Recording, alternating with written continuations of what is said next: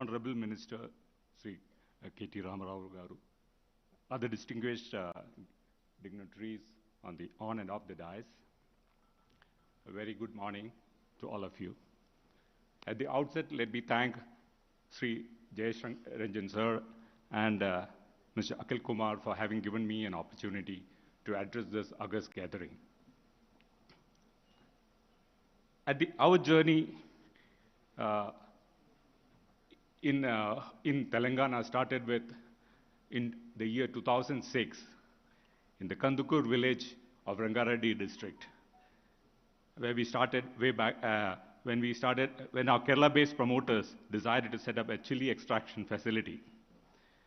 When we were considering to substantially scale up our chili operations, I got the opportunity to meet the Honorable Minister KTR Garu in June 2018. Sir, you gave me and my company the confidence to set up the country's largest chili extraction plant in the state of Telangana. At the first meeting itself, he was good enough to introduce me to 𝗟𝗃𝗁𝗁 sir, and it was an amazing experience thereafter, with timely interventions always to ensure that our project did not hit any roadblocks. Let me take this opportunity to take you through our wonderful experience in Telangana.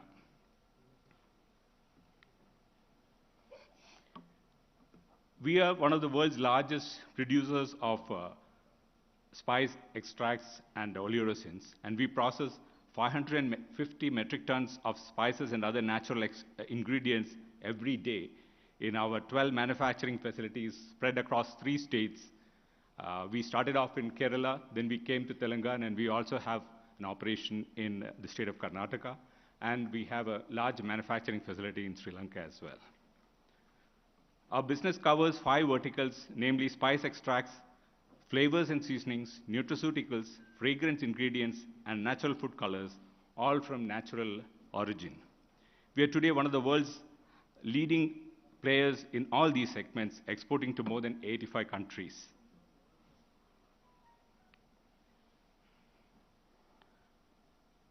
Besides our extraction plant, we have also set up a spice grinding plant in Kandukur village, and we have a solar power installation in Ammanagal village close by. Chili being one of the key agri-products of Telangana, we have started farmer support programs starting from seed propagation to nurseries to farm-level projects, mostly in the districts of Khammam and Mahbubabad. Let me come to the new project which we set up in the district of Mahbubabad. Despite the pandemic, we could complete this project on schedule. The government facilitated the acquisition of land for the project in Mahbubabad district, and we could commission the plant in August 2020 with a total investment of 47 crores. In 2021, we completed the first phase of expansion of the plant with an additional investment of 15 crores, and we are planning the third phase of expansion very shortly. I would like to, the sense of self-satisfaction and pride is that besides setting up the manufacturing facility, we could do something to the society. We, in collaboration with the Society for Elimination of Rural Poverty, SERP, and Benishan, successfully completed a farmer-level direct purchase program during 21-22 chili season, a model of public-private partnership with the farmers of Telangana as the direct beneficiaries. In this program, we covered 70 villages spread across 6 mandals. We could procure 2,418 metric tons of chili with a value of 40 crores, giving a direct cumulative benefit of 1 crore to the farmers. I would like to end this presentation with a few pictures of the plant, the current state of our plant in Khammam, in Mahbubabad, and we are hoping to further expand on this. We are extremely happy and satisfied with the support given by the Telangana government in ensuring the successful commissioning of the new plant, and also for facilitating a unique farm-level procurement program under the aegis of the Society for Elimination of Rural Poverty. I once again thank the Honorable Chief Minister for his grand vision, and the Honorable Minister KTR Garu for his kind intervention in making sure that we can be a small part in adding value to the chili farmers of Telangana, and also make our presence felt in the global market for chili extracts. I would like to also thank 𝗟𝗃𝗁𝗁𝗁 sir, the Vice Chairman and Managing Director of TSI DC, Narasimha Reddy sir, Mr. Akhil Kumar, and the entire team of TSIC and the Industries Department for making this happen. Thank you very much. Thank you so much, sir, for sharing valuable inputs with all of us here today. And we move forward to our next industry representative, Mr. 𝗍𝗺𝗃𝗁. He is a logistics professional with 30+ years of experience in setting up and running container freight stations, inland container depots, and private freight terminals and rail logistics. The journey started with Concur way back in 1991 in Mumbai and has worked in different geographies all over India and is currently in Telangana. He heads the DP World Freight Terminal at Dimapur. Over to you, Mr. 𝗍𝗺𝗺𝗃𝗁.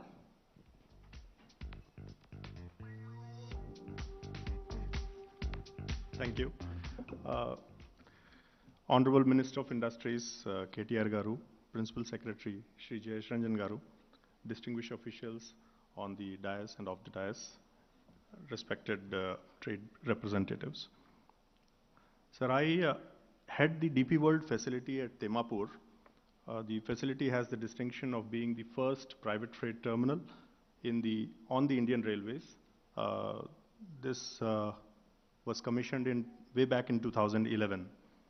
DP World took over this facility in 2018, and post takeover and capital infusion of about 80 crores in the form of upgrading the civil infrastructure, handling equipments, and also inducing container trains.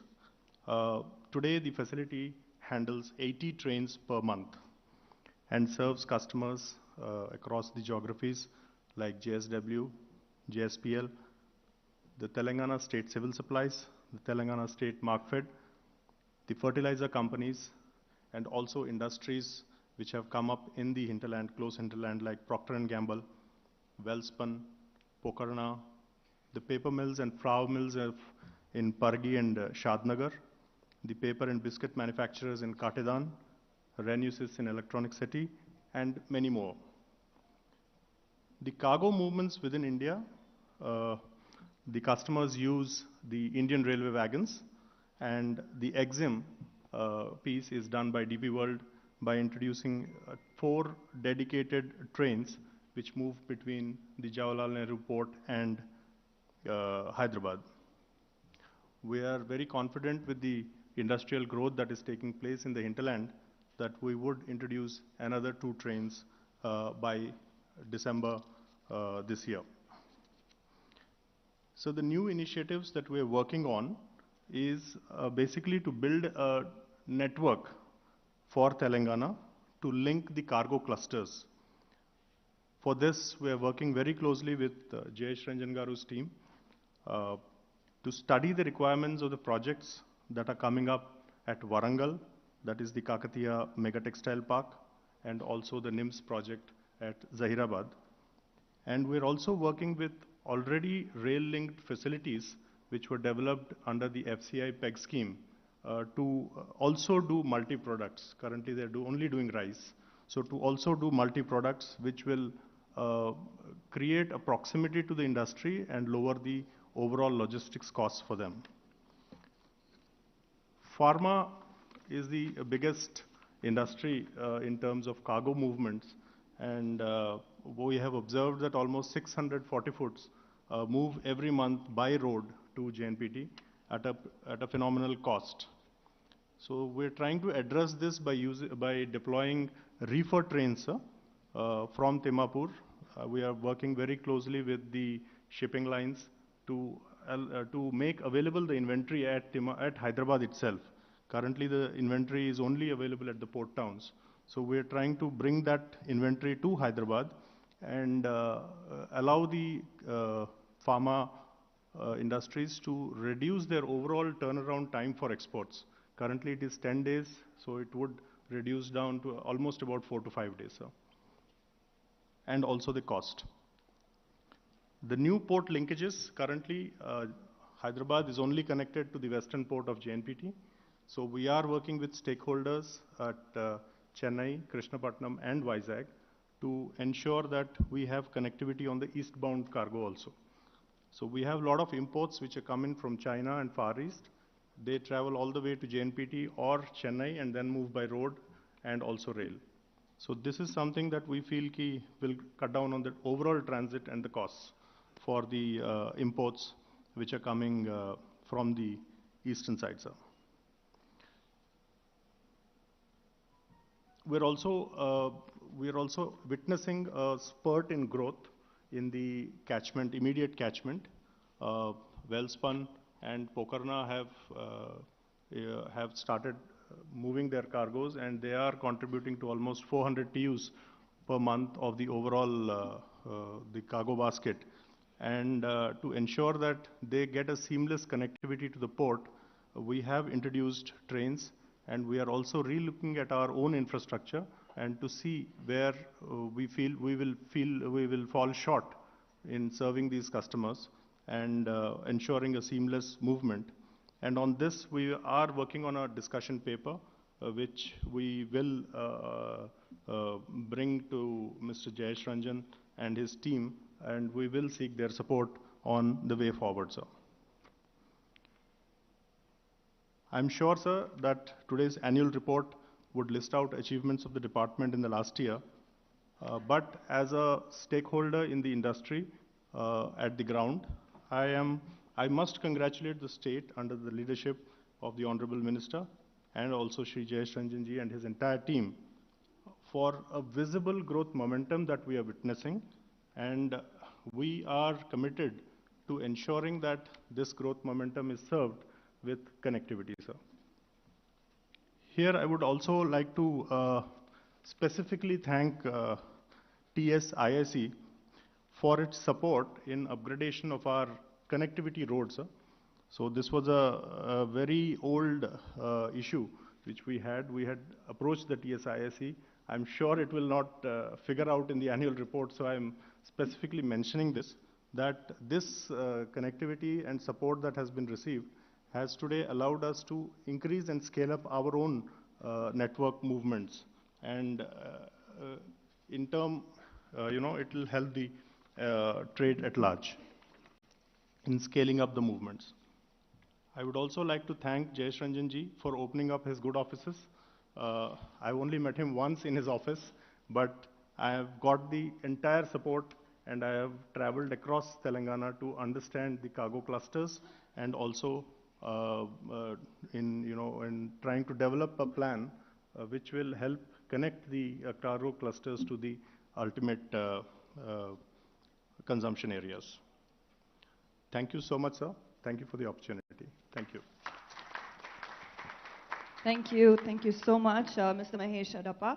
And we move forward to our next industry representative, Mr. 𝗍𝗺𝗺𝗺𝗍, Vice President and Head, Aerostructures and Aero Engines Program Management Office, Tata Aerospace and Defence.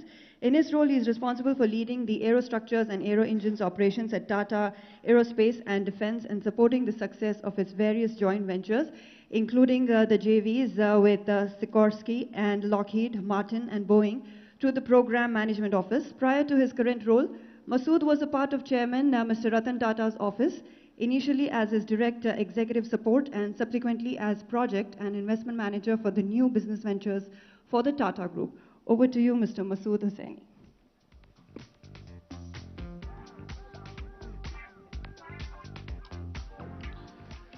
So good morning, Honorable Shri K.T. Rama Garu, Mr. 𝗟𝗺𝗺𝗺𝗺, other dignitaries on and off the stage, ladies and gentlemen. It's a great privilege and honor to be here today. Let me just start off by sharing with you a little about our company, because I'm not sure how many of you are aware of what we do. So let me just say that, and how much we do in Hyderabad, how much more we will do in Hyderabad. So let me just start by saying that today, any aircraft that you fly in the world will have a part made in Hyderabad.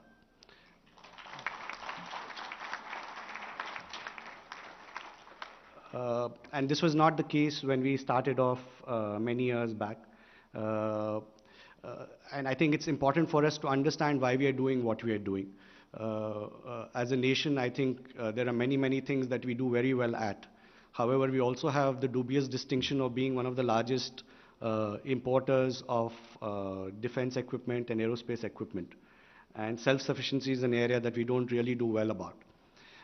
So Mr. Tata originally had the vision of setting up a company that would primarily increase India's self-sufficiency in the area of aerospace and defense.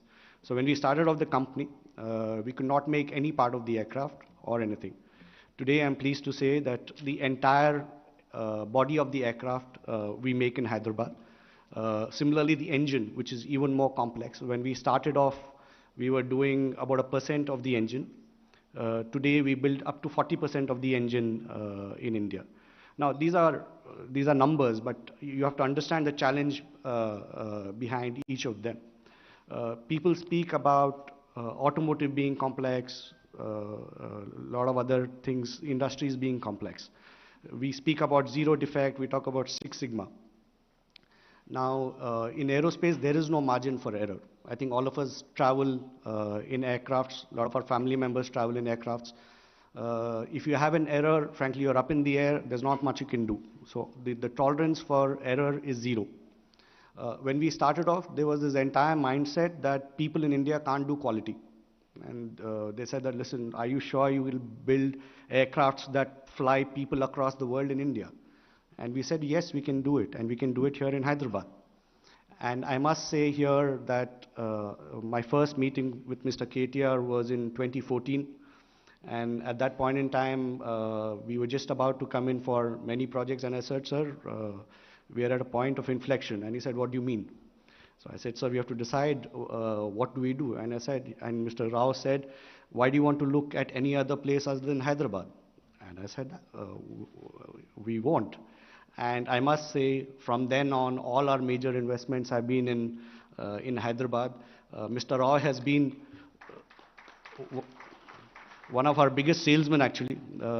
He, at various points in time, has highlighted that the American presidential helicopter is made by us. Yeah. We'll try and do it differently, sir. But so the American presidential helicopter is made by us. I think it's a matter of great pride for us. Many other things.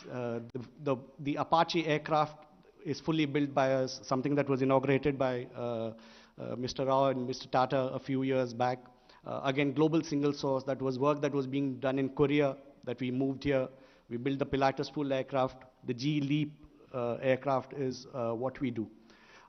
All of this has also happened with a workforce whose average age is 25 years. Now, typically, if you see the aerospace industry, the average age of the employees there is about 45 to 50 years.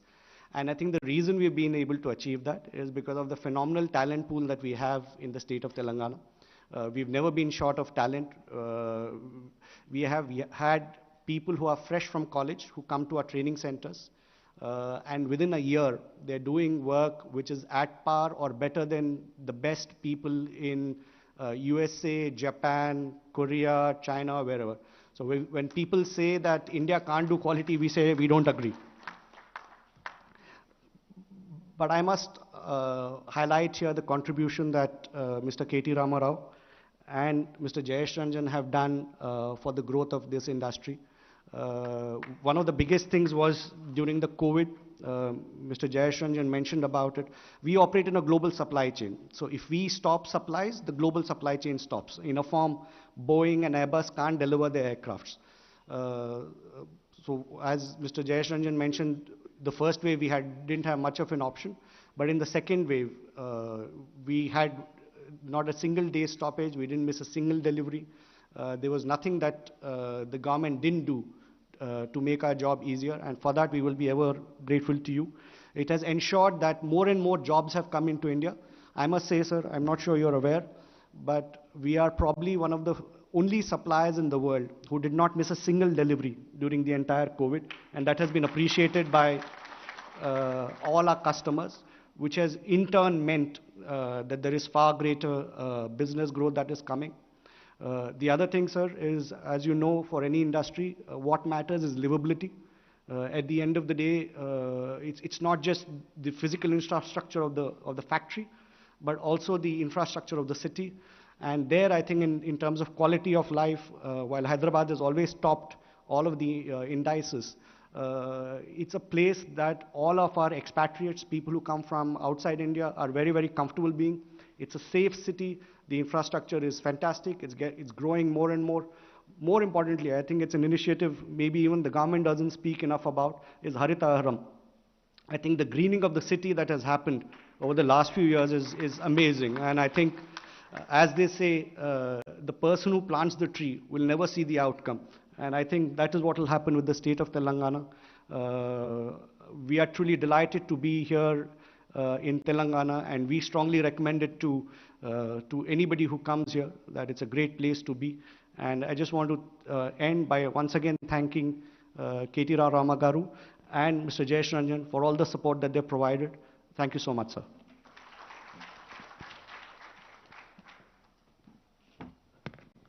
Thank you so much, Mr. Masood Hussaini. And we move forward to our next industry representative, Mr. Mukesh Savlani. Yes, he is an accomplished executive with 20 years of domestic and international experience in business development, P&L management, multi-channel product distribution and marketing in startup and growth organizations.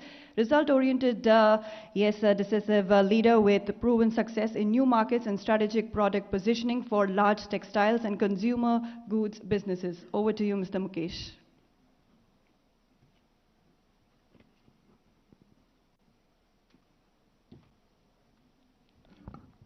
Thank you, and good afternoon. Good afternoon to Honorable Minister K.T. Rama Rao, Jayesh Ranjan ji,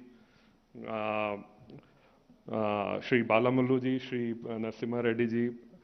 I still remember coming here in 2018, and this was right after we had invested quite a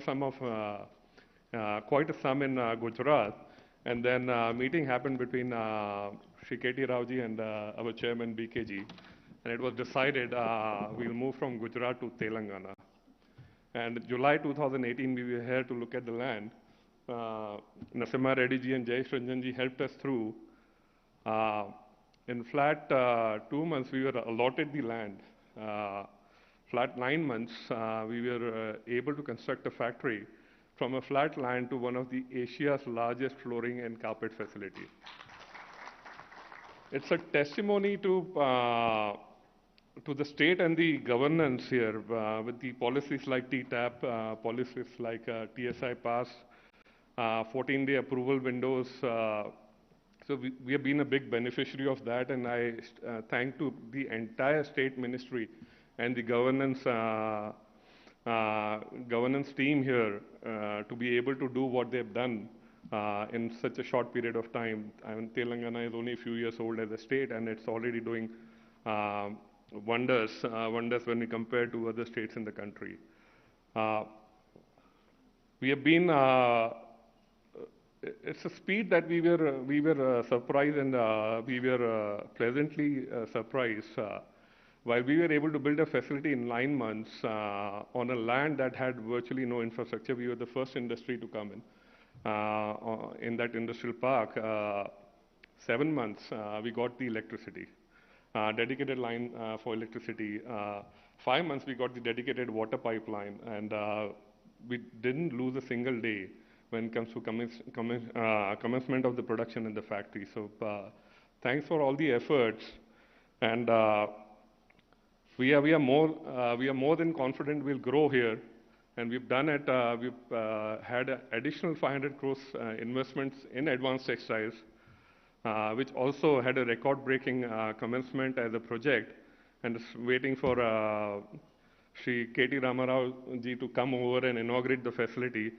This will be one of the most automated advanced textiles factory in the country, which will ship products not only in India but across the world. So thank you, sir. Thanks for the support that we have been given, and we feel very welcome not only by the ministry, by the machinery here, but very welcome by the people of Hyderabad and people of Telangana. Thank you.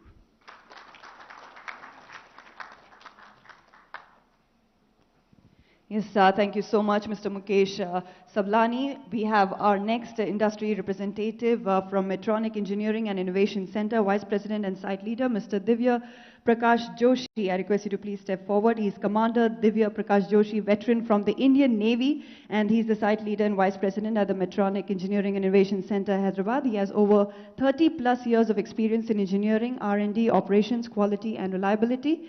He has been instrumental in setting up and expanding capabilities of the India Innovation Center since its inception in June of 2011. Over to you, sir.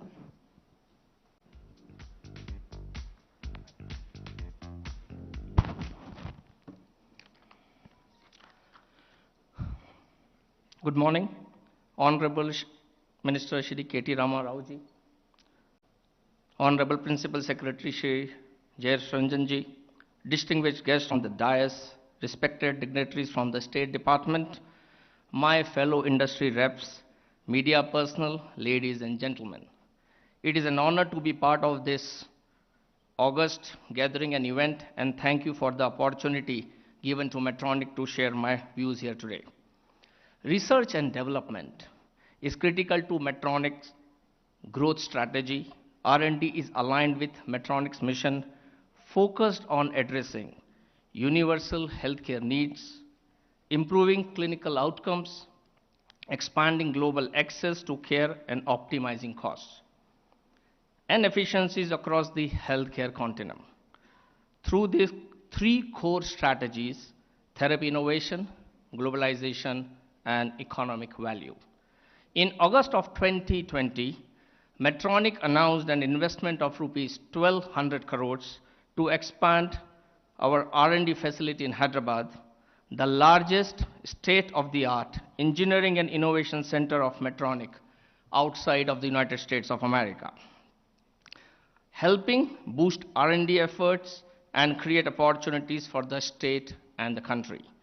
The facility was commissioned in record speed and inaugurated by the Honorable Minister, Shri K.T. Rama Rao-ji, and Medtronic's Global CEO, Jeff Martha, in April 2021. From our humble beginnings today as I speak, we are now a team of more than 700 plus engineers and growing, working towards accelerating R&D, globalization, innovation in healthcare technology to create unsurpassed value for Medtronic, with the strategic intent to become the software technology center for medical devices, for software and engineering solutions, and supporting all businesses of Medtronic globally. Accordingly, we are enhancing our lab infrastructure and office space, and will be completing the same in few weeks. The team carries out critical operations on both new product development and sustenance engineering across high-end data engineering, mobile applications, product security, etc. MEIC, the Medtronic Engineering and Innovation Center as it is called, gives Medtronic an opportunity to tap talent in India and in the state of Telangana, and design in India for India and the world is the motto that we are working on. It is a true symbol of Medtronic's commitment to growth locally in India and globally.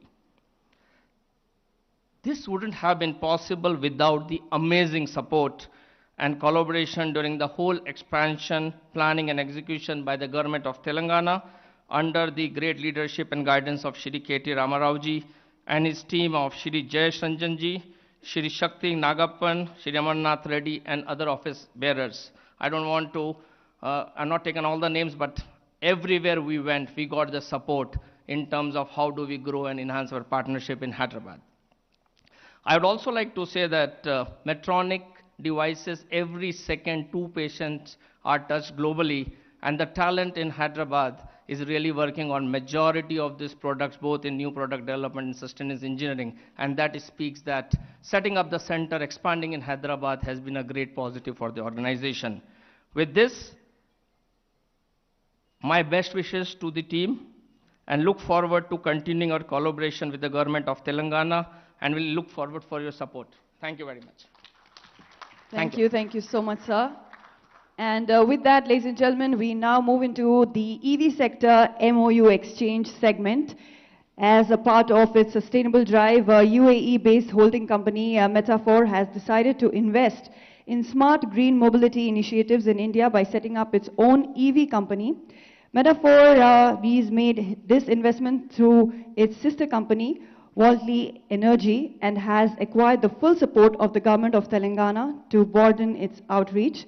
With this investment with the Telangana government, Metaphor aims to bring quality-driven EVs to the Indian market in line with Frame 2 approval set by the Indian government and move towards a strong economical drive-in term of electric mobility.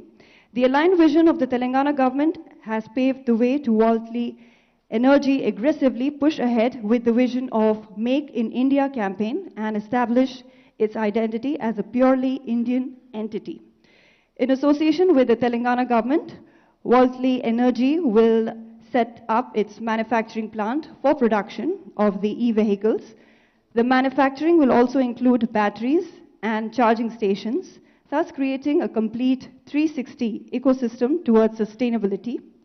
Metaphor also plans to integrate the EVs with its own telematics software that provides real-time data to users for easier commute.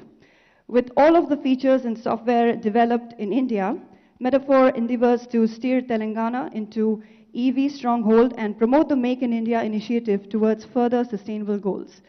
Yes, we have our dignitaries here on stage, our Honorable Minister, and I would request Mr. 𝗝𝗺𝗺𝗃𝗁, CEO of 𝗟𝗺𝗃, to please step forward. I would also request Mr. Aditya Reddy, Sales and Marketing Head of 𝗟𝗺𝗃, to please step forward. Yes, we already have 𝗵𝗵𝗃 Krishna, Director, Automotive and Electric Vehicles, Government of Telangana here. I request Mr. Junaid, Head of Business Development, to please step forward. Mr. Fahim, Director, Operations India, to please step forward.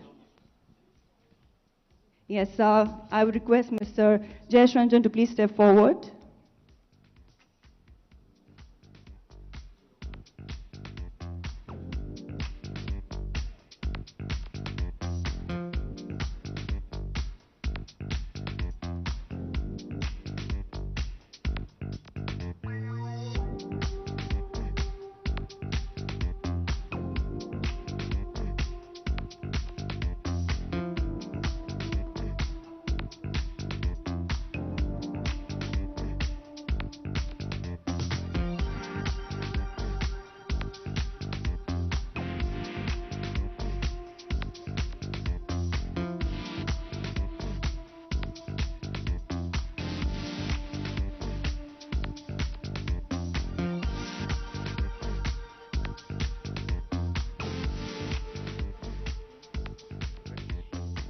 Yes, we have the food processing sector up next. I request Mr. 𝗟𝗃𝗃𝗁, Director, Food Processing, onto the stage for the MOU signing. Yes, I request Mr. 𝗟𝗃𝗃𝗁, Director, Food Processing, to please step forward for the food processing sector MOU signing. I request Mr. Arjun Juneja, CEO, Mankind Consumer Healthcare Private Limited, Mr. 𝗵𝗺𝗺𝗃𝗁𝗃𝗁𝗁, Prsident Operations, Mankind Consumer Healthcare Private Limited, to please step forward. Yes, Mankind Consumer Healthcare Private Limited is one of India's leading company in pharmaceuticals and consumer products. Mankind also has a flourishing pet care business, for which Mankind has chosen Telangana to set up their manufacturing facility. Mankind will invest rupees 159 crores to establish a world-class pet food manufacturing plant. This plant will augment the agri-food ecosystem of the state, as it will utilize agricultural cereals such as rice and maize. Further, it will also utilize meat and fish waste, lending support to the growing meat and fishery sector in the state.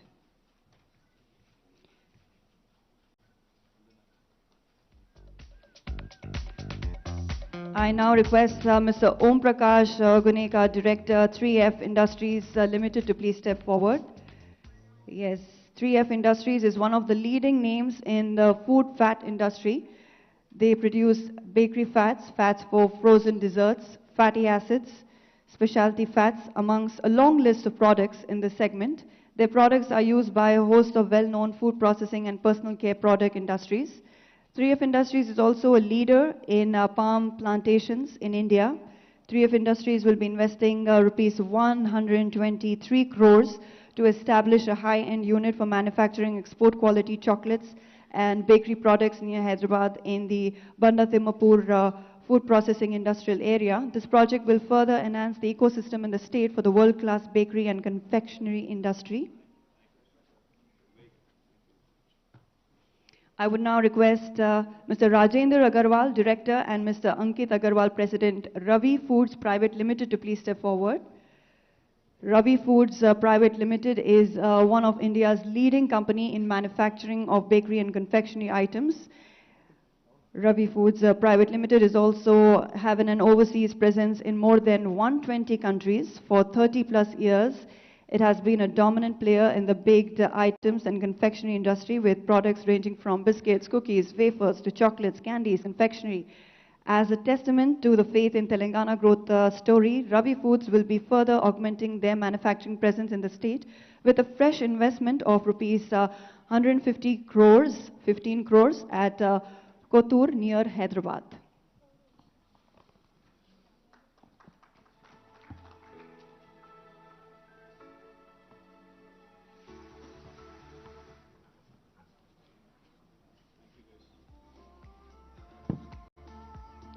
Thank you so much, and I request our dignitaries to please be seated. Yes, we have our industry associations representatives who will be sharing their valuable inputs about their industry with us here today. So I request Mr. 𝗝𝗺𝗺 to please step forward. He's a civil engineer with 3 decades of his journey in real estate and most of all in policy making for the sector at both state and national level. With having a vision of a better infrastructural environment for the country, has worked towards sector reforms, environmental and customer issues, and social responsibility initiatives to bring about a change and accomplish this vision of a better India.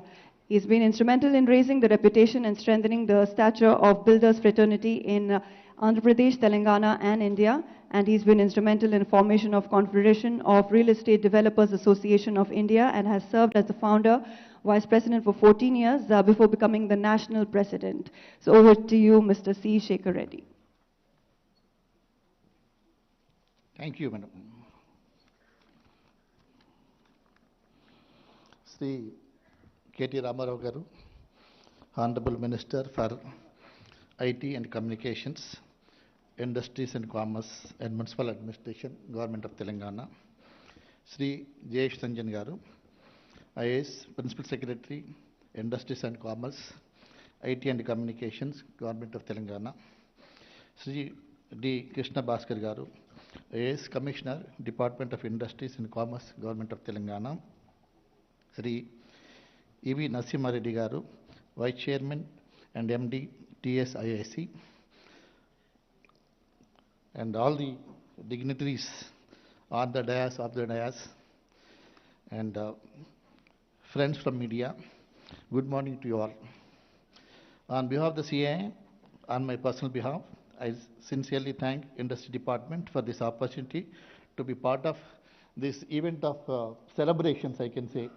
These are celebrations we are doing here of the performance, industry performance for the last year. It is heartening to see the department is releasing the annual report year on year. This evidently showcases the growth of the industries in Telangana and the confidence of the government in further building Bangaru Telangana. I take this opportunity to appreciate the government of Telangana for their proactive leadership, because of which industries had fared well and functioned well in the state during the COVID in comparison to several other states in India. The leadership in the state government is quite visionary and had driven one of the youngest states of the country to more progressive and dynamic states in the country. Under the dynamic leadership of Sri K.Chandrasekhar Rao Garu, the Honorable Minister, Chief Minister of Telangana, and Sri KT Ramarao Garu, and able guidance and support from Sri 𝗍𝗺𝗺𝗺, Telangana has emerged as a model state for the industry in the country and brought significant investments, providing a right ecosystem for industries to flourish. They both are always easily accessible and to address any issues pertaining to the industry. Therefore, our state is able to register tremendous growth in attracting new investments. Telangana is consistently ranked as one of the top states in India on the ease of doing business. We are all witnessing that the department is taking all the necessary steps to take Telangana the best investment destination in India and across the world. In the recent World Economic Forum held in Davos last month, Telangana once again emerged as the favorable investment destination for the global companies. Telangana is one of the first states to launch the startup policy and create a support ecosystem around it through 𝗼𝗵. Our startup growth story is inspirational for all, and therefore CAA has also set up its 10th Center of Excellence for Innovation, Entrepreneurship and Startup in Telangana on 11th July 2020 as another milestone in the 125th year of the CAA. CAA 𝗟𝗶𝗃𝗁𝗲 Create Building Center, which was established in the year 2001 as CAA's developmental institute on the green practices in businesses, has more than 7,558 green buildings projects coming up in a footprint of over 8 billion square foot are registered with the Indian Green Building Council. This is the second largest globally. And we feel proud to mention that 2 of our Center of Excellences of CAA among 10 Centers of Excellences are located in Hyderabad. CAA is committed to be partner in the growth story of Bangaru, Telangana, and we are willing to extend our full support in the process of achieving growth through competitiveness, entrepreneurship, sustainability and inclusiveness. And earlier speakers, I think the representative Tata, I said KTR has become our salesperson. Why only Tata? For all sectors, KTR has become the biggest force for now marketing. No, it's a fact. Every day in and day out we can see the way he's pushing us. And all the other speakers also who have started their industries in a short span of time also appreciate the state government. And this is a celebration. I think it's a unique occasion, I can say. Nowhere in the country, no other state is coming out with such an annual report and also calling the stakeholders and having this type of celebration is, I think, sir, it's a unique show, sir. It gives a lot of confidence among the entrepreneurs, and associations also feel they are part and parcel of the government. And since they're all doing, not to say exceptionally, they're doing extremely well as ease of doing of business is concerned, policies are concerned, and exclusively we have seen on minute-to-minute basis, hourly basis during the COVID period, they've attended all our grievances. Whatever the grievances are there, that is the reason that nothing was stopped.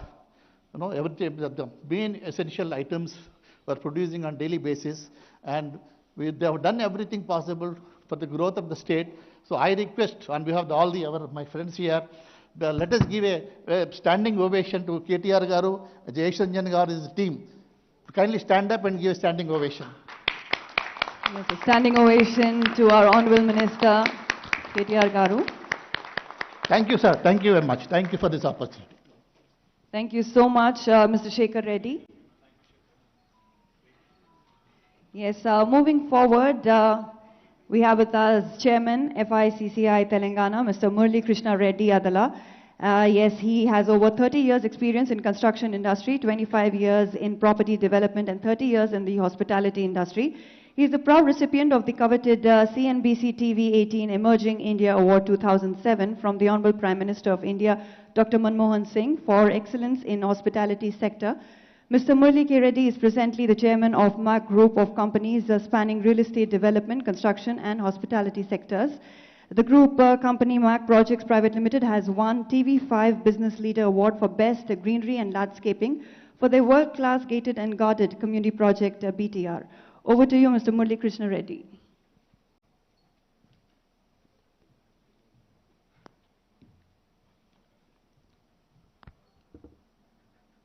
Thank you.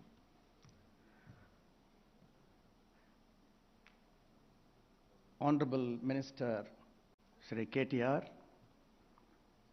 Principal Secretary Shri 𝗟𝗍𝗺, senior officers of the Industry Department, industry leaders, industry representatives, ladies and gentlemen. Today is a beautiful day. We're celebrating 1 year of achievement of our industry and the industry department. Nowhere else in this country, you will see this kind of cooperation and coordination. As the chairman of Ftcci, I know how responsive the industry secretary and the minister are to the needs of industry and the problems of the industry. As Shekhar has just now said, today is a celebration day. We'll put off criticism for another day. Today is to praise each one of us, particularly we need to, though.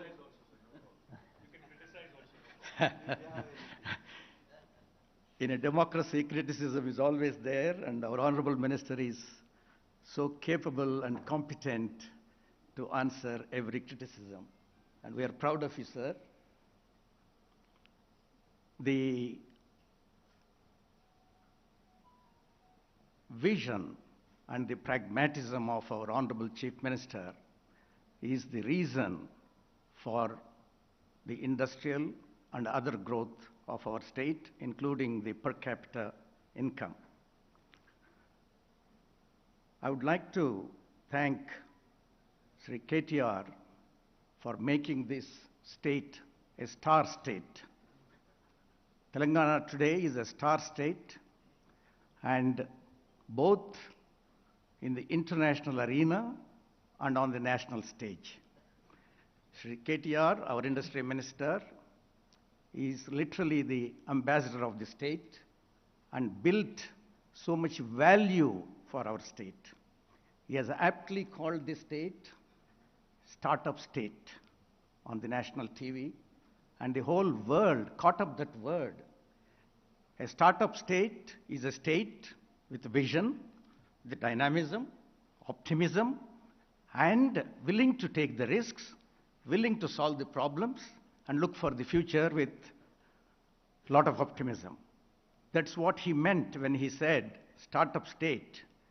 And within a matter of 8 years, this startup's valuation has multiplied in front of our eyes.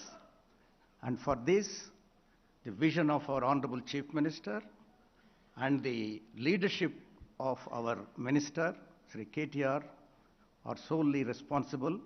And of course, the industry department is led by able people, and they're all working assiduously to promote our state to be a star state and to fulfill the dream of all of us. What is great about this star state? Telangana is a state which gives primacy to inclusive growth. State, even before the present government came into power, I had the privilege and honor of interacting with our Chief Minister. He used to say, we have to take care of the common man while taking care of the industry and agriculture.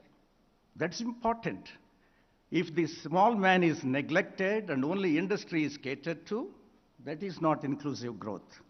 We have to praise our state, our leaders, for this inclusive growth. Primacy for agriculture. There is no industry without agriculture. That is what is recognized by our Chief Minister and our Honorable Minister. Because no other state has this kind of primacy for agriculture. Water is given, electricity is given, and financial support is given, and farmers are encouraged by strong marketing. Then we have become a great investment destination in the last 8 years.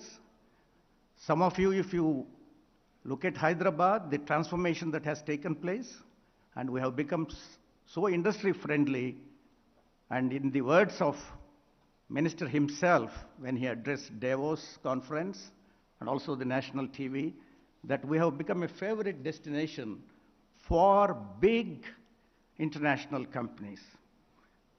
Big international companies don't come by just our words. They respect our actions. Our minister and our secretary have done that. We are proud of them. And ease of doing business, we are on the top. Constantly, the department is interacting with the industry associations and eliminating one by one.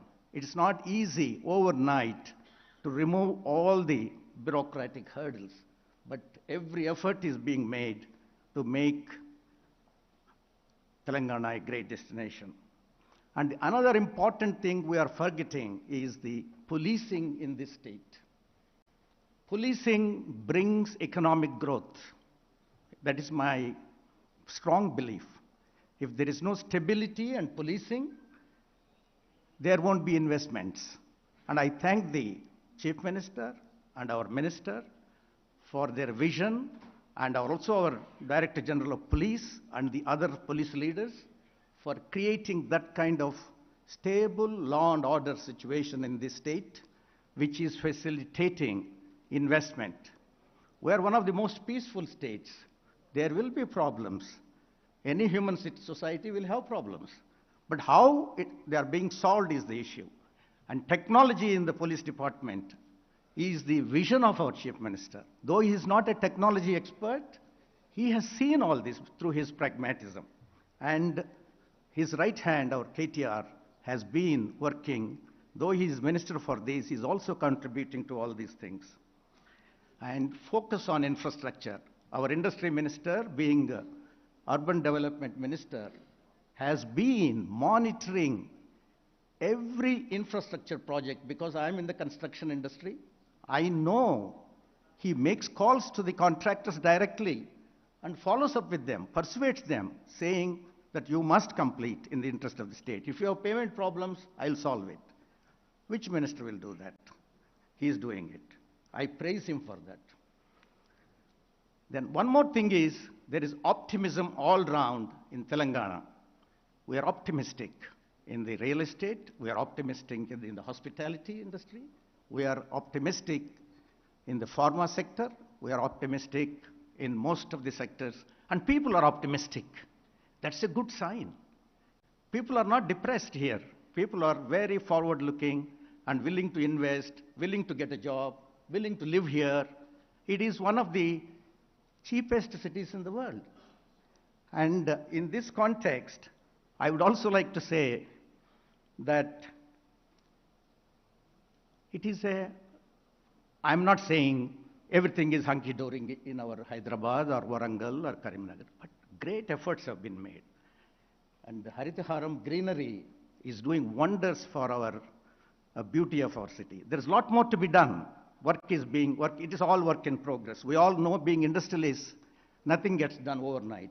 We must also give that time to government and support the government in all the efforts of the government by just acknowledging and praising them and being with them, not all the time running down the government.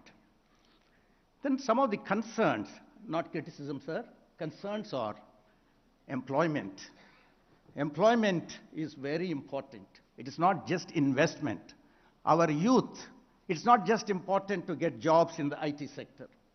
Our unskilled workers, semi-skilled workers, they must get jobs. If they don't get jobs, there will be unrest in the society. And to do that, we from the industry, you from the government, have to come together and create employment-oriented organizations. Government alone cannot give the jobs. And those days when people were expecting government jobs are gone. Today, private sector has to give the jobs. Towards that end, we must encourage small and medium enterprises, sir. It is not just enough if we get 4 or 5 big international companies here. It is a pride, but at the same time, small and medium enterprises give more jobs. And they go through a lot of hardships. We need to recognize their hardships and at least make payments to them on time. Payments is their biggest problem. It needs to be looked at. And another concern is more and more people from rural areas are moving into urban areas. It is inevitable. Nobody can stop it. We need to look at urban infrastructure in terms of sanitation, roads, water, health, all these things. SMEs to be nurtured continuously for creating employment. I would like to recommend to our Honorable Minister, will it be a good idea to have a committee wherein industry representatives and the government senior officers solely concentrate on employment and advise the government on the policies which can facilitate employment creation. In conclusion, I want to congratulate the industry department for the wonderful work they have been doing under the leadership of the Honorable Minister and the Honorable Secretary. And also I want to thank the Minister personally for his commitment, for his vision, and for his dynamism, and above all, for his persuasive articulation on the international forums and the national. Today, the whole, once it may not be out of context to say, when Telangana was formed, I used to hear, it will not be a viable state. It will perish. Why are they doing this? They are going towards the doom. No, this is one of the finest states today. Thanks to our Chief Minister, thanks to our Minister, thanks to our officers in the departments, various departments, not just one department. We are a star state. We are grateful to you, sir, for creating the star. And you are a star minister in the whole country. And you have even charmed the international scene by your articulation, by your commitment, and by your grip on the figures. You never just talk to the people off your hat. You quoted figures, and they're all there for all of us to see. And finally, I just want to make a request, sir. Though it is not my remit as the Ftcci chairman, we are constantly endeavoring to build entrepreneurship. Our Flow organization, led by Shubhra, a lot of women entrepreneurs, they do wonderful work. In fact, they're the stronger arm of Ftcci in Hyderabad. And in this context, I just want to make a request, though it's not my remit, that you are also the Urban Development Minister. Street entrepreneurs are the greatest entrepreneurs. They are inventory managers. They are the most persuasive sellers. They also handle police very effectively when they come to kick them out. And they borrow at 36%, but still repay by evening, not like big industrialists running away from the banks. And a lot of them are women. They are working hard. Evening they have to go and cook and feed the children. And throughout the day, some of us, thinking that we are great bargainers, ask them if they say 80 rupees, why don't you give me 70 rupees, 50 rupees like that, and trouble them. Still, they don't lose their patience. They're great entrepreneurs. Urban planning in the Indian context should be such that they are also given space while planning the roads. We are only talking about cars, traffic, 100 feet roads, 200 feet roads. Fine, they're all good, they're all required. Can we also create some space for them away from the footpath? I have seen this in Bangalore in one of the streets. I'm not saying do it on the road number 1 or main street, side streets. Create small space for them so that they are not harassed by the police. Normally, of course, police is not harassing nowadays. They are cooperating with them. But still, it is in the interest of building entrepreneurship. What is the strength of India? India's greatest strength is entrepreneurship, sir. And that is what keeps us going. It is not government jobs, it is the entrepreneurs. These entrepreneurs must be encouraged. Microfinance must be arranged for them. Government must also look at these people, because when we look at that, we are going to work for the welfare of small families. And that is the vision of this government. I know that when I interact with you and interact with the Honorable Chief Minister, always you are concerned about the small man and small woman. So please do that, sir. And that is my request. That is my presentation to you. And you will be remembered forever if you can do in the new 69 GO, if you can ask the officers to create these spaces, the people will be very happy and they will be ever grateful to you. Thank you, sir. Thank you. Thank you. Thank you so much, Mr. Murali Reddy. Yes, indeed. Thank you for the starry remarks as well. Ladies and gentlemen, it's a matter of great pride that our MSEFCs for Rangareddy and Mechil districts were awarded by the Honorable National Ministers for MSME, being selected out of 126 similar MSEFCs across the country. So we are moving towards ensuring that our facilitation councils provide solutions in a robust fashion to MSMEs operating in Telangana. I would request all the GM DICs present here to please stand up, because we have to clap for you. It is all because of your hard work, your efforts, that Telangana is now a Bangaru Telangana. And indeed, yes, you have set the global destination for investments in Telangana. Thank you so much.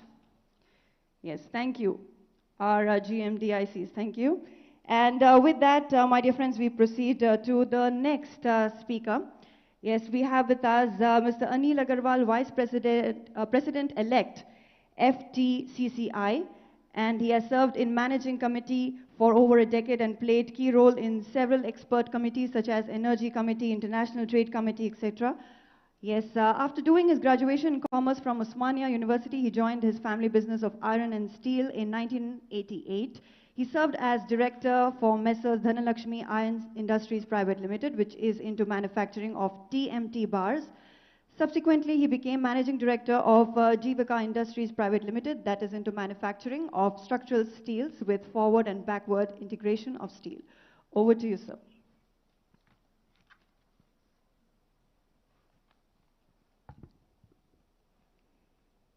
Thank you.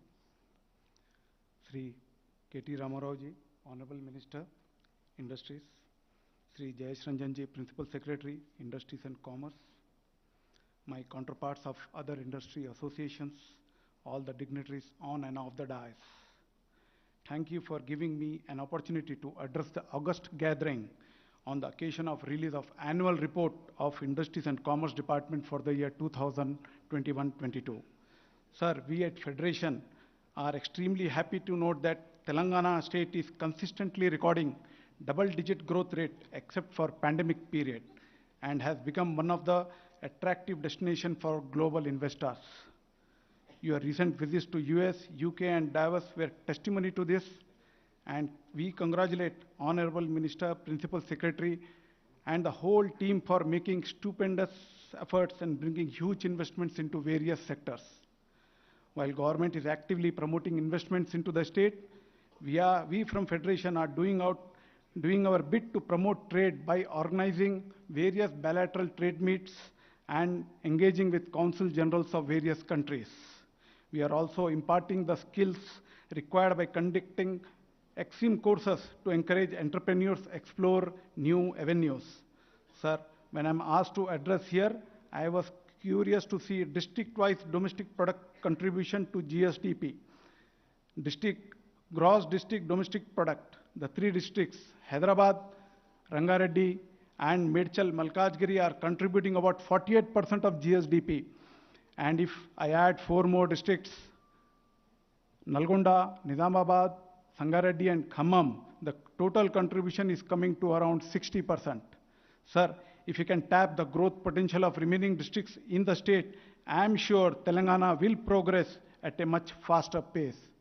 We at Federation are also making efforts to align with district level chambers and conduct activities to understand the needs and facilities required and bring it to the notice of the government.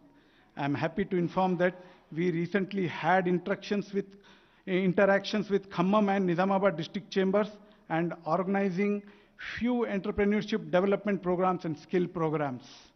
Sir, as Federation of Chambers, we'd like to convene a meeting of all district chambers and request you, sir, to preside over the meeting. This will instill a lot of confidence among the entrepreneurs. The government is with them and motivates them. Sir, before I conclude, I must share with you my recent experience with Consul General of Canada, Mr. Ben. We had an interactive meeting on 1st June at Federation. And after the meeting, he informed me that he had breakfast meeting with US Consul General Mr. Joel Reifman on that day. During the meeting, he informed his Canadian counterpart that US is betting heavily on Telangana, and if Canada don't act now, they will be missing the bus. That is the global image of our state, Telangana state, which has got skilled talent, robust infrastructure, ease of doing businesses, and highly efficient and responsible government administration led by our respected CM, Sri 𝗟𝗶𝗃𝗁. Thank you for giving me an opportunity. Thank you. Thank you. Thank you so much, sir, for talking to us. Ladies and gentlemen, up next is Padma Shri Ravi Kumar Nara. He was bestowed with the 4th highest civilian award, Padma Shri, in the year 2014 by Government of India in recognition for his contribution to the growth of Indian industry. He is the first Dalit entrepreneur to be awarded Padma Shri from southern India. And he was born on September 1, 1963 to slum dweller parents in Hyderabad. And through his vast networking and leadership skills, Ravi in short time overtook his peers and subsequently formed Greater Hyderabad Builders Federation. He is director of Messrs. Apna Door Step Services Private Limited and Messrs. Smart Green Infra and Logistics Management India Private Limited. Also managing partner in Messrs. Aditya Communications. Mr. Ravi is spearheading his group of companies providing direct employment to 500 individuals. Making a way ahead, Mr. Ravi also took part of social activism, and Mr. Ravi is a member of the National Task Force on Affirmative Action Committee of Confederation of Indian Industry, and he is National President, 𝗍𝗍𝗆𝗍, that is Dalit Indian Chamber of Commerce and Industry. Mr. Ravi, in association with CII, organized vendor development meets, imparted skill enhancement and professional trainings to enhance professional competencies among the existing SC, STs entrepreneurs, and also conducted entrepreneurship development programs for aspiring entrepreneurs. Over to you, sir. Thank you, madam. Respected Chief Guest of the occasion, Honorable Minister for Municipal Administration and IT, Sri KT Ramarao Garu, Sri Rajamallu Garu, Jayesh Ranjan Garu, Bhaskar Garu, Narasimha Reddy Garu, and my fellow association leaders, and my dear friends. I represent an organization called DICI, that is Dalit Indian Chamber of Commerce and Industry. We have established in the year 2005, and our founder chairman is Mr. Milind Kamble, hails from Pune. And we could able to spread across the country. Now we have a chapters throughout the country. Around 32 chapters we are running, and we have a member strength of 10,000. It's a great occasion for us to interact in this occasion of submitting the annual report. So, because of the efforts of Honorable Minister KT Ramarao ji, the image of the Telangana industrialist across the country and the world has increased. So he has built a very great brand for all our business people, for all our industrialists. Because being a national president, I keep moving across the country, and I will be meeting many people, many ministers and all. So whenever we say I am coming from Telangana, then they are very curious about knowing what is happening in Telangana. So how Mr. KTR is doing, how KCR is doing, like that lot of inquiries, they keep my problem aside and they spend more time in knowing what is happening in Telangana. So that is the kind of the brand image created by the team led by Honorable Minister. Another thing, if we can see, before formation of Telangana, the SME sector was suffering with a lot of problems, especially in the power sector. So there are occasions where we have done dharnas in Indira Park with the entrepreneurs. So those days, if the power is there, there is a news. Now, now the power goes, it's a news. That is the difference this state has achieved so far. Because that is without power, no industry can survive. So that is the biggest achievement the government has done, and with that, the confidence levels.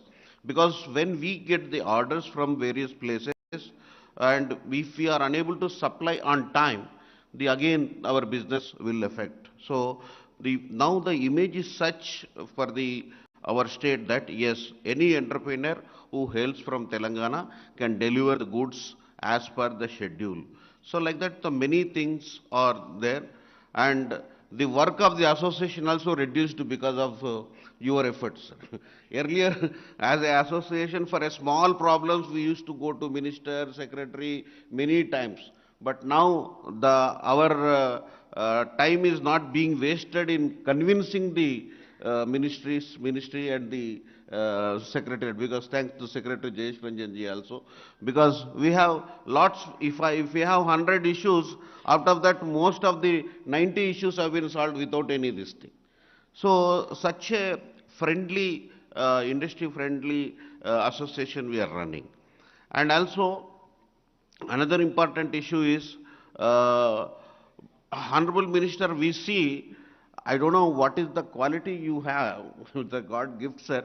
We see you in such a great professional handling of the industrialist.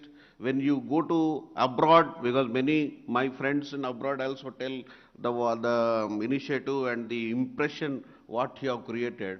At the same time, if you see you as in a politics, and you are in a different role. So very difficult for an individual to play these two roles so perfectly, so professionally. That is the greatest thing what we have seen, sir, actually. So we are very proud of you, sir.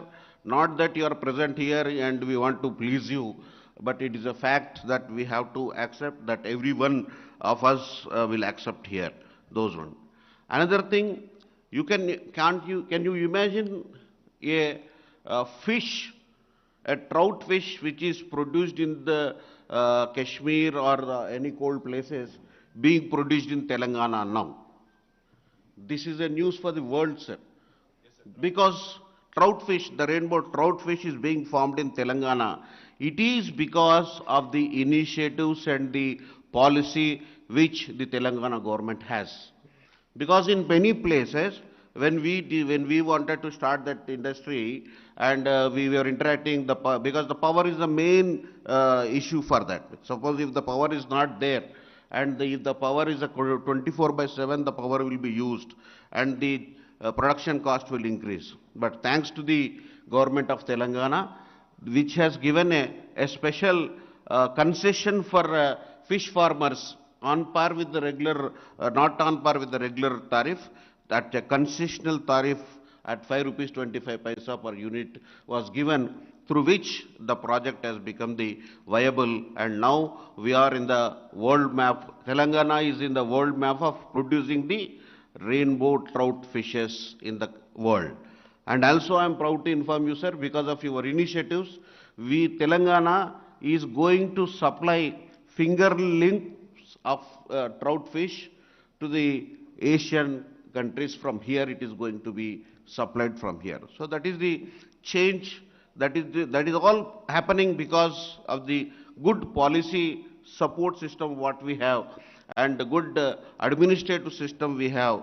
So for these reasons we are able to survive, and we are able to grow, not only individually, as a collectively, and the brand image of the Telangana is improving, and it has got multiple indirect impacts of creation of the employment, contribution to the GDP, so many things. So I am sure, sir, for another 3-4 years, the Telangana nobody can beat in any sphere.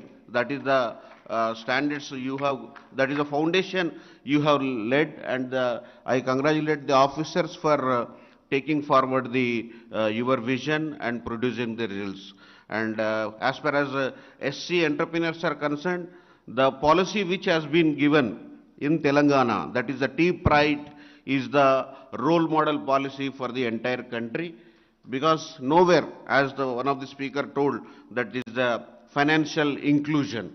So when the population of the scheduled caste and scheduled tribe community contribute to 25% of the population, and to develop them as an entrepreneurs. The government of Telangana has initiated Tea Pride policy in 2015, which has given a very good results. We could able to produce more than 400 manufacturing units in our state. But for that policy, it was not possible, because through that policy, we are able to get the priority in allotment of the lands, concessional rate, power tariff concessions, investment subsidy. So many other benefits are there in the Tea Pride scheme. Not only that, Telangana is the only state in the country who has provided the reservations in the contracts in all the departments of government of Telangana, all engineering departments. No state has got this policy. So that is the initiative taken by the government to implement the financial inclusion in the country. So this is the affirmative, in otherwise it is called as affirmative action. In US, such system is there, and after US and that affirmative action is being implemented in the state of Telangana. I am sure, sir, with your support, with your initiatives, we are going to create a lot many scheduled caste and scheduled tribe entrepreneurs in the country, and which they are going to have a very big innovative industries going to set up in near future. Thank you very much for the opportunity. Thank you so much, sir, for talking to all of us here. I would now request Mr.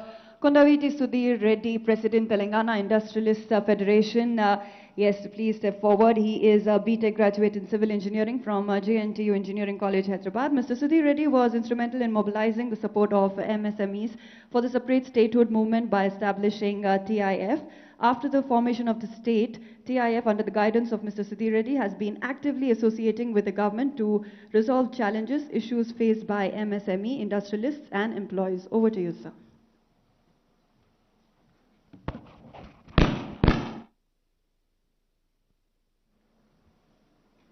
ఈరోజు తెలంగాణ పారిశ్రామిక ప్రగతి నివేదికను సమర్పించడానికి ఏర్పాటు చేసినటువంటి ఈ మీటింగ్కు ముఖ్య అతిథిగా విచ్చేసినటువంటి Shri KT Ramarao గారు, honourable minister for industries and IT, అట్లాగే మా చైర్మన్ గారు శ్రీ గ్యాదరి బాలమల్లు గారు, chairman TSIAC, Amaravadi Lakshminarayana garu, TSIDC chairman, మరియు principal secretary industries Jayesh Ranjan garu, అట్లాగే శేఖర్ రెడ్డి గారు, ఇండస్ట్రీస్ అసోసియేషన్ నుంచి వచ్చినటువంటి ముఖ్య నాయకులు శేఖర్ రెడ్డి గారు, మురళీకృష్ణారెడ్డి గారు, అనిల్ గారు, అట్లాగే డిక్కీ రవికుమార్ గారు, మరియు TSIC MD and vice chairman Shri Venkata Narasimha Reddy garu, మరియు వేదిక నుంచి కింద ఉన్నటువంటి మా పారిశ్రామికవేత్తలు, కో ఇండస్ట్రియల్ అసోసియేషన్స్ యొక్క నాయకులు, వివిధ ప్రాంతాల నుంచి వచ్చినటువంటి పారిశ్రామికవేత్తలందరికీ కూడా అభినందనలు తెలియజేస్తున్నాను. ఈ సందర్భంగా ముఖ్యంగా ఈరోజు ఈ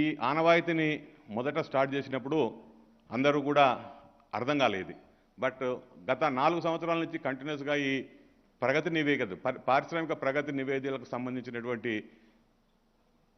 సబ్మిట్ చేసినప్పుడు మనందరికీ అర్థమవుతుంది. లాస్ట్ టైము అంతకుముందు కూడా మనం చూసినాం, ప్రతి పారిశ్రామిక నివేదికలో, అభివృద్ధి నివేదికలో అప్పటి వరకు జరిగినటువంటి అభివృద్ధిని, అప్పటి వరకు చేసినటువంటి అచీవ్మెంట్స్ అన్నింటిని కూడా వారు మంత్రి గారు ఒక ఆనవాయితీగా మన పారిశ్రామికవేత్తల ముందట, ప్రజానిక ముందర పెట్టడానికి ప్రయత్నం చేస్తున్నది తప్పకుండా ఇది అందరికీ అభినందనీయమైన విషయము.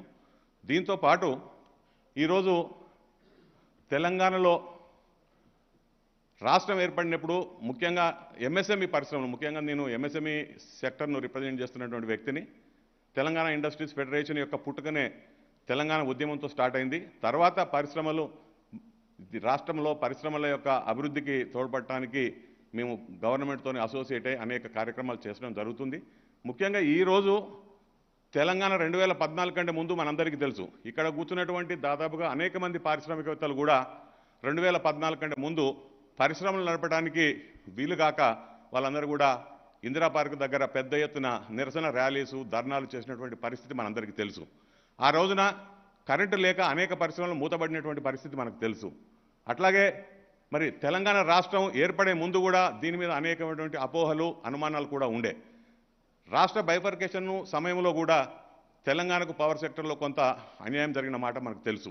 ఇవన్నీ అప్రహెన్షన్స్ మైండ్లో ఉన్నప్పుడు తెలంగాణ రాష్ట్రం ఏర్పడిన తర్వాత పారిశ్రామికవేత్తలందరూ కూడా ఇక్కడ పరిశ్రమలు నడపాలా, వేరే రాష్ట్రాలకు తరలిపోవాలా, లేకపోతే వేరే ప్రాంతాల్లో పరిశ్రమలు స్థాపించుకోవాలా?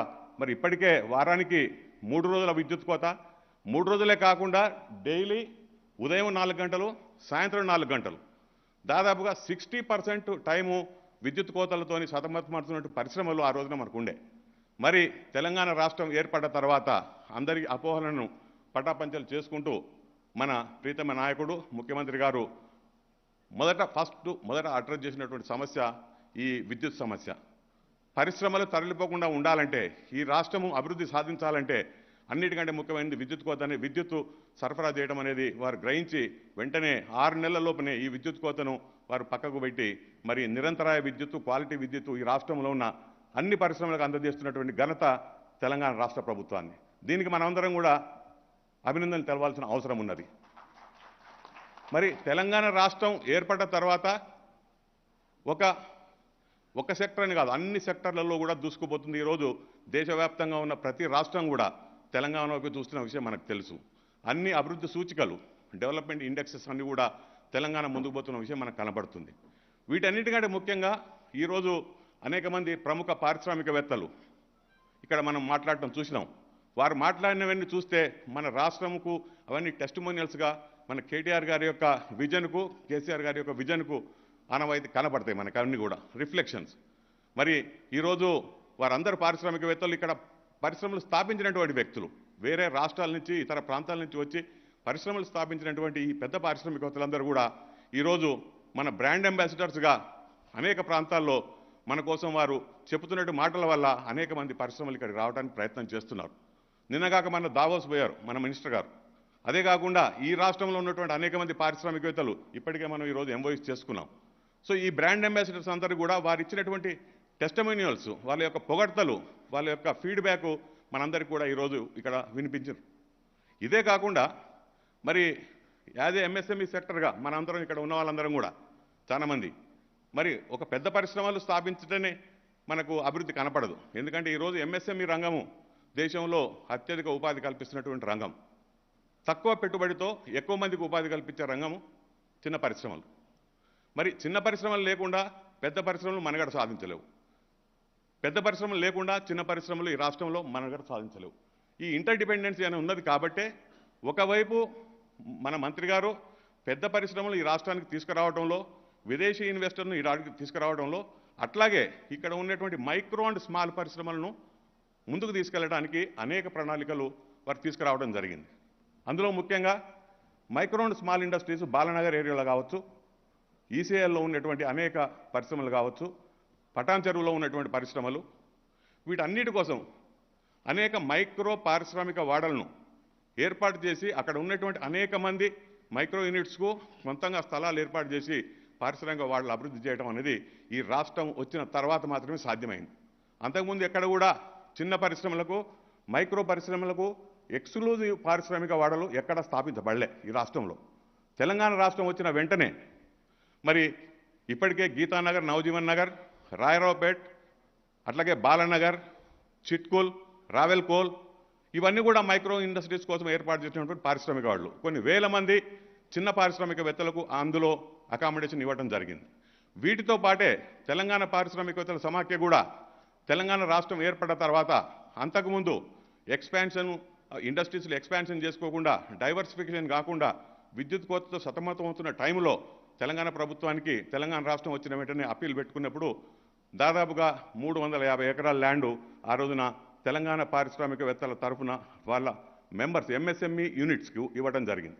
ఈరోజు ఆ 350 ఎకరాల పార్కు 2000 ఎకరాల పార్క్గా 2000 acres MSME exclusive industrial park ఈరోజు నియర్ రామోజీ 𝗼సిటీ ఈ రాష్ట్ర ప్రభుత్వం ఏర్పాటు చేయడానికి ముందుకు వచ్చింది. దాంట్లో దాదాపుగా 2500 కోట్ల రూపాయల పెట్టుబడి, 2500 crores investment, 30,000 direct employment, another 15,000 to 20,000 indirect employment ఆ పార్క్ ద్వారా ఈ రాష్ట్రంలో ఉన్నటువంటి మునుగోడు కాన్స్టిట్యుయెన్సీలో ఏర్పాటు చేయడానికి అవకాశాలు ఉన్నాయి. మరి ఇంత పెద్ద పార్కు ఇది సౌత్ ఇండియాలోనే ది లార్జెస్ట్ ఎంఎస్ఎంఈ ఇండస్ట్రియల్ పార్క్గా ఆవిర్భవించబోతుంది ఇంకొక 2 సంవత్సరాల లోపల. ఇదే కాకుండా టీఎస్ఐ పాలసీలో ప్రతి పారిశ్రామిక వాడ ఏర్పాటు చేసినప్పుడు గతంలో లాగా కాకుండా పారిశ్రామిక వాడకు పక్కనే వారు ఉండటానికి ఒక industrial township, integrated industrial township walk to work కాన్సెప్ట్ను రూపొందించడంలో మన జయేష్ రంజన్ గారు దాని మీద వర్క్ చేశారు. ప్రతి ఇండస్ట్రియల్ పార్కులో కూడా వాక్ టు వర్క్ కాన్సెప్ట్ తీసుకురావాలి. అక్కడ ఉన్నటువంటి కార్మికులు అక్కడే పనిచేయాలి. సిటీలో ఉండి కంజెషన్ పెంచకుండా ఉండటానికి, పొల్యూషన్ తగ్గించడానికి, అట్లనే పారిశ్రామిక వాడలో కూడా పొల్యూషన్ అరికట్టడానికి ఈ వాక్ టు వర్క్ కాన్సెప్ట్ ద్వారా ప్రప్రథమంగా టీఎస్ఐ పాలసీలో ఇది పొందుపరచడం జరిగింది. ఇంటిగ్రేటెడ్ ఇండస్ట్రియల్ టౌన్షిప్ అనే కాన్సెప్ట్ ఈరోజు తెలంగాణ రాష్ట్రం ఏర్పాటు చేస్తున్న ప్రతి పారిశ్రామిక వాడలో కూడా, కొత్తగా ఏర్పాటు చేసే ప్రతి పారిశ్రామిక వాడలో కూడా ఇండస్ట్రియల్ టౌన్షిప్స్ ఏర్పాటు చేయడానికి పాలసీ రూపొందించడం జరిగింది. దానికి అనుగుణంగానే ఈరోజు ఈ కొత్తగా ఏర్పాటు చేసిన ఎంఎస్ఎంఈ పార్కులో 200 ఎకరాలు ఆల్రెడీ ఇండస్ట్రియల్ టౌన్షిప్ కోసం ల్యాండ్ సేకరించడం జరిగింది. అది వచ్చినట్టయితే తప్పకుండా ఇదే మోడల్లో ప్రతి పారిశ్రామిక వాడలో కూడా ఏర్పాటు చేసినట్టయితే తప్పకుండా అది మనందరికీ ఉపయోగపడుతుంది.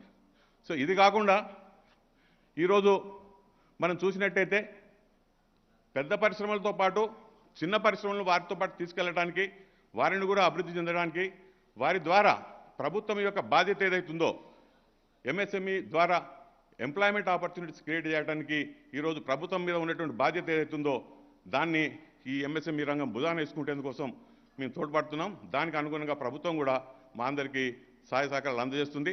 ముఖ్యంగా ఈ వేదిక ద్వారా తెలంగాణ రాష్ట్ర ప్రభుత్వం అనేక విషయాల గురించి అందరూ మాట్లాడాను. నేను చివరగా ఉన్నటువంటి స్పీకర్ను, నేను ఓన్లీ ఎంఎస్ఎంఈ సెక్టర్ గురించే మాట్లాడటానికి ప్రయత్నం చేశాను. ఇదే కాకుండా ఇప్పటికే అన్ని రంగాల్లో కూడా, ప్రతి రంగంలో కూడా తెలంగాణ అభివృద్ధి సూచీలు మనందరికీ కళ్ళ ముందల ఇప్పటికే మాట్లాడినటువంటి వక్తలందరూ కూడా మన ముందు పెట్టడం జరిగింది. సో ఈ సందర్భంగా మళ్ళీ ఒకసారి కేటీఆర్ గారిని, ఇండస్ట్రీస్ డిపార్ట్మెంట్ యొక్క ముఖ్య అఫీషియల్స్ అందరికీ, అందులో ఈ తెలంగాణ పారిశ్రామిక ప్రగతిలో ఎవరైతే భాగస్వాములు అయినారో జీఎంస్, ఇండస్ట్రీస్ సెక్రటరీ గారు, టీఎస్ఐసి అఫీషియల్స్ మరియు ఇండస్ట్రీకి సంబంధించిన చైర్మన్, ఇండస్ట్రీస్ ఐడిసి చైర్మన్, వీళ్ళందరికీ కూడా తెలంగాణ పారిశ్రామికవేత్తల ద్వారా అభినందనలు తెలియజేసుకుంటూ మళ్ళీ ఒకసారి ఇది ఇలాగే కంటిన్యూ చేయాలని ఎంఎస్ఎంఈ పరిశ్రమలకు ఉన్నటువంటి ఇంతకుముందే చెప్పిండ్రు. ఎంఎస్ఎంఈ పరిశ్రమల యొక్క కానీ ఇది ప్రగతి నివేదిక సభ కాబట్టి మనం వేరే విషయాలు తర్వాత మాట్లాడుకుందామని, తప్పకుండా తర్వాత మాట్లాడతాం. కాకపోతే కేటీఆర్ గారికి, మా మంత్రి గారికి, తెలంగాణలో ఉన్నటువంటి ఎంఎస్ఎంఈ యొక్క ప్రతినిధులందరూ కూడా మిమ్మల్ని అనేక సార్లు కలవాలనే ప్రయత్నం చేస్తున్నారు. వారు అనేక చిన్న చిన్న సమస్యలు, ఎందుకంటే మనకు ఆనవాయితీగా సాంప్రదాయంగా మనకు వచ్చినటువంటి సమస్యలు అనేకం ఇంకా మిగిలిపోయి ఉన్నాయి. వాటిని తెలంగాణ ప్రభుత్వం మాత్రమే సాల్వ్ చేయగలిగే సత్తా ఉంది. అనేక సంవత్సరాల నుంచి పెండింగ్ ఉన్నటువంటి సమస్యలు ఉన్నాయి. వాటిని దృష్టి పెట్టి సాల్వ్ చేసినట్టయితే అనేక మంది పారిశ్రామికవేత్తలకు అది ఉపయోగకరంగా ఉంటుంది. ఇంకా అనేక మందికి ఉపాధి కల్పించే అవకాశం ఉంటుంది. కాబట్టి ఈ అవకాశం ఇచ్చినటువంటి డిపార్ట్మెంట్కు మరి ఒకసారి ధన్యవాదాలు తెలుపుకుంటూ జై Telangana. Jai Telangana, and thank you so much, sir, for the wonderful presentation and the insights that you've just shared with us here. And now, ladies and gentlemen, we have arrived at the pinnacle of the ceremony. The moment has finally arrived. Yes, we shall now witness the official launch of the annual report 2021-2022. So, yes, our Honorable Minister is here, Jyesh Ranjan ji is here. We have all our other dignitaries. So, I would request our dignitaries to please step forward to do the honors. Yes, ladies and gentlemen, this is the official launch of the annual report 2021-22.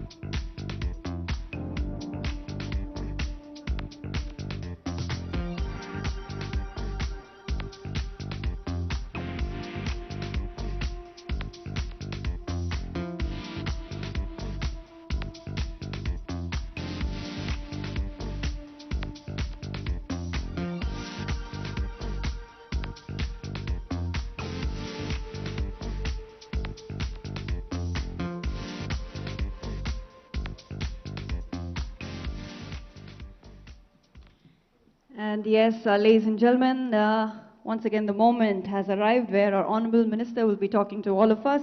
So please put your hands together in welcoming Honourable Minister for Municipal Administration and Urban Development and IT and Commerce, Government of Telangana, Shri KTR Garu.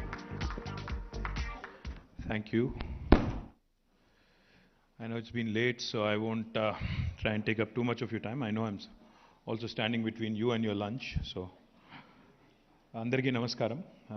Vedika paina unna Gauranilu Parishramala Shaka Mukhya Karyadarshi 𝗟𝗶𝗃𝗁𝗍 garu, Gauranilu 𝗟𝗶𝗃𝗁𝗍 Chairman Balamallu garu, Gauranilu 𝗟𝗶IDC Chairman Lakshminarayan garu, Commissioner of Industries Krishna Bhaskar garu, Gauranilu 𝗟𝗶IAC MD garu Narasimha Reddy garu, Gauranilu 𝗼𝒃ci అధ్యక్షులు మురళీకృష్ణ రెడ్డి గారు, గౌరవనీయులు 𝗼tcci అధ్యక్షులు అనిల్ అగర్వాల్ గారు, గౌరవనీయులు 𝗍 జాతీయ అధ్యక్షులు నర్రా రవికుమార్ గారు, గౌరవనీయులు తెలంగాణ ఇండస్ట్రియలిస్ట్ ఫెడరేషన్ అధ్యక్షులు సుధీర్ రెడ్డి గారు, గౌరవనీయులు పెద్దలు శేఖర్ రెడ్డి గారు, వేదిక ముందుండి ఈరోజు ఈ కార్యక్రమంలో పాల్పంచుకుంటున్న చాలామంది పెద్దలందరికీ పేరు పేరున I think many of you have spoken, so I'll not go into the names, but to all the representatives, to all my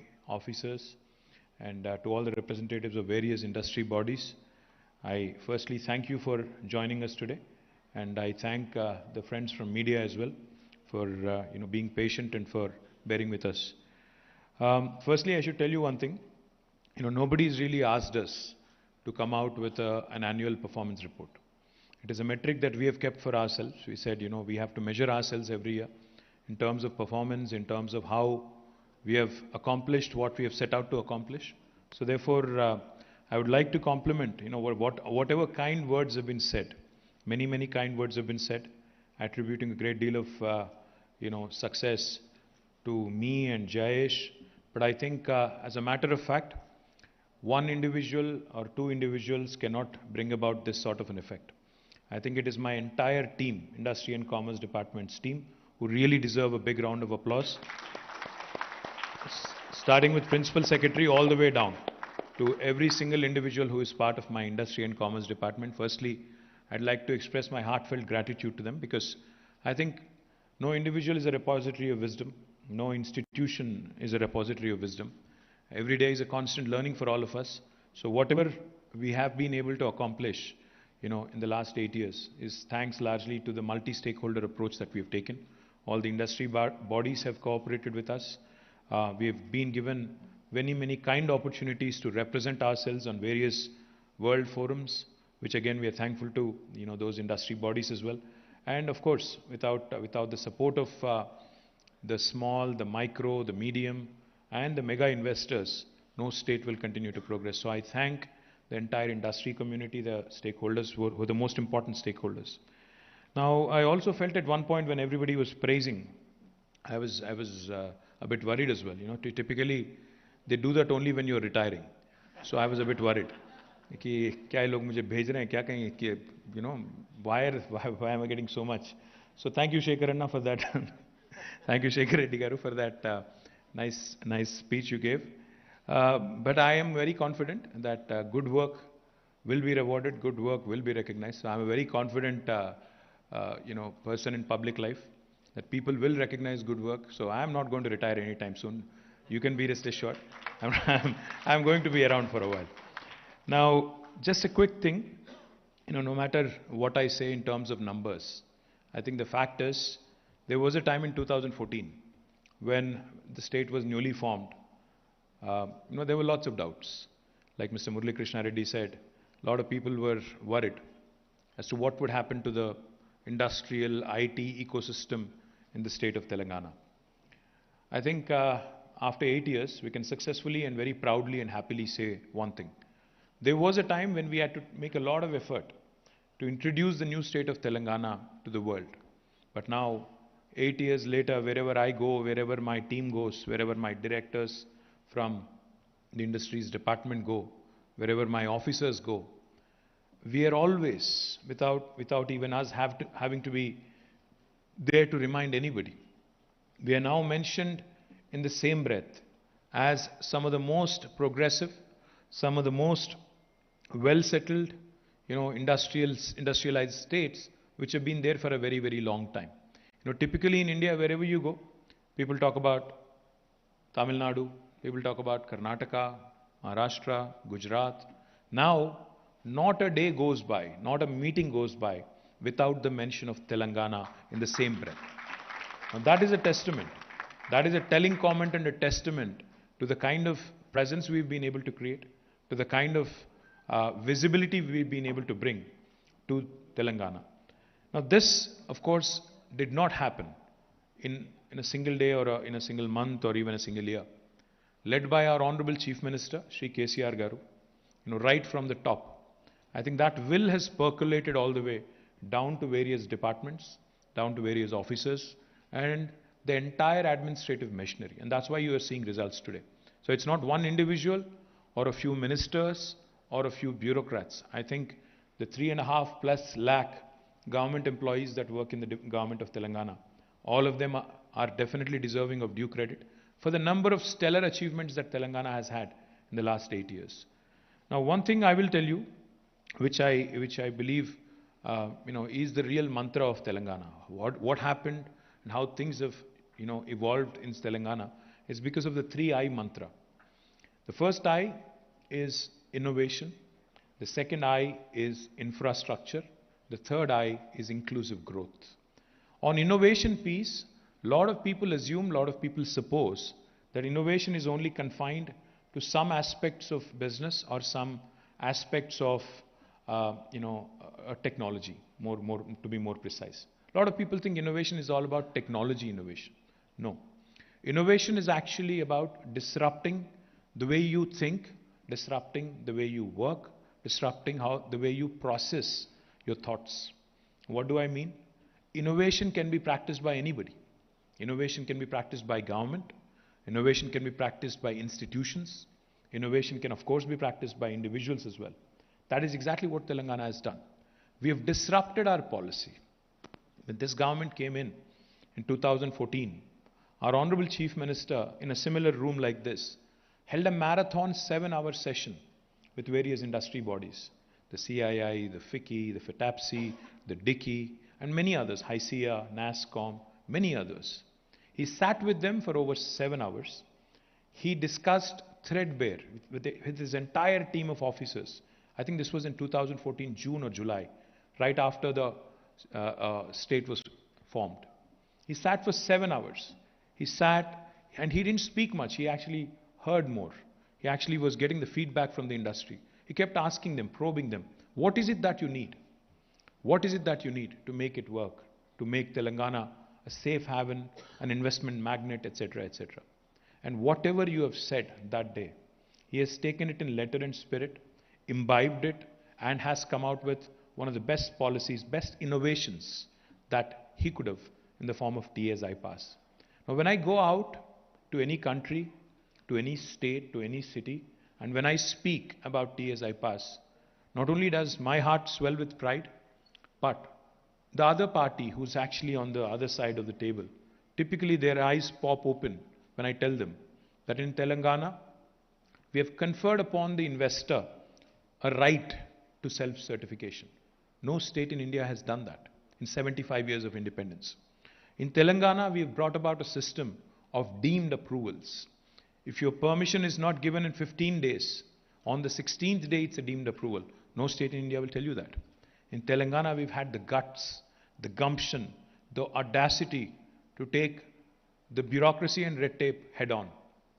We said, if any bureaucrat is found responsible for a delay beyond the 15-day stipulated window as per statute, we will actually fine you. We'll actually levy a penalty of rupees 1,000 per day. I don't think any Prime Minister or any Chief Minister in independent India has had the gumption to say that. Not just say that, but also incorporate that in a piece of legislation which makes it binding as per law.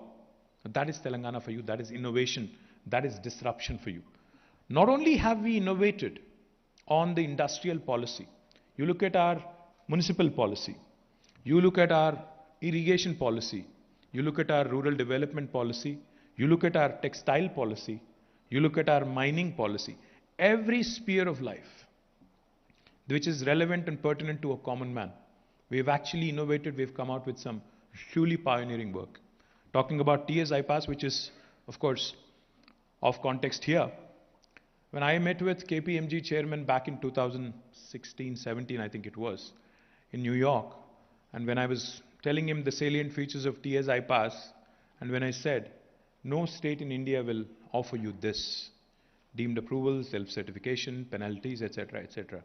He smiled and he said, no state in the United States also will offer you this. You might want to say that very loud and very clearly. That is Telangana for you.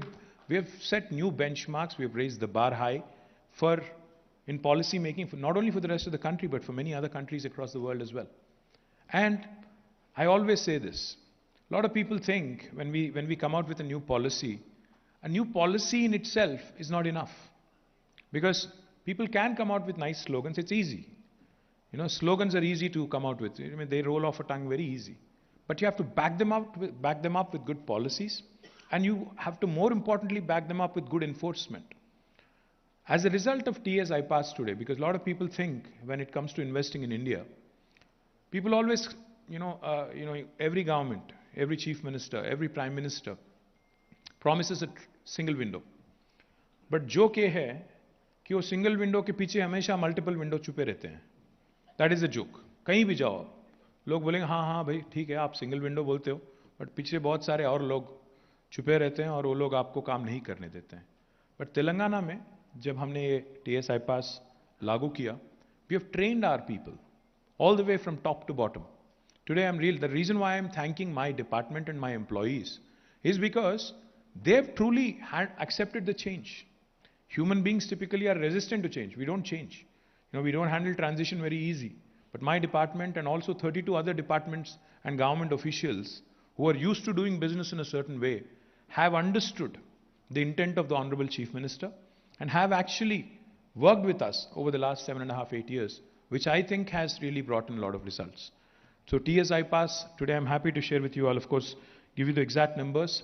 More than 2.32 lakh crores of investment through 𝗼𝗍𝗄𝗃 in the last 7.5 years. More than 19,000 clearances been given. More than 1.6 million direct jobs that have been created. This is truly a testament to a government that works. In fact, Mr. Murali Krishna Reddy was saying, the acronym or the coinage, startup state.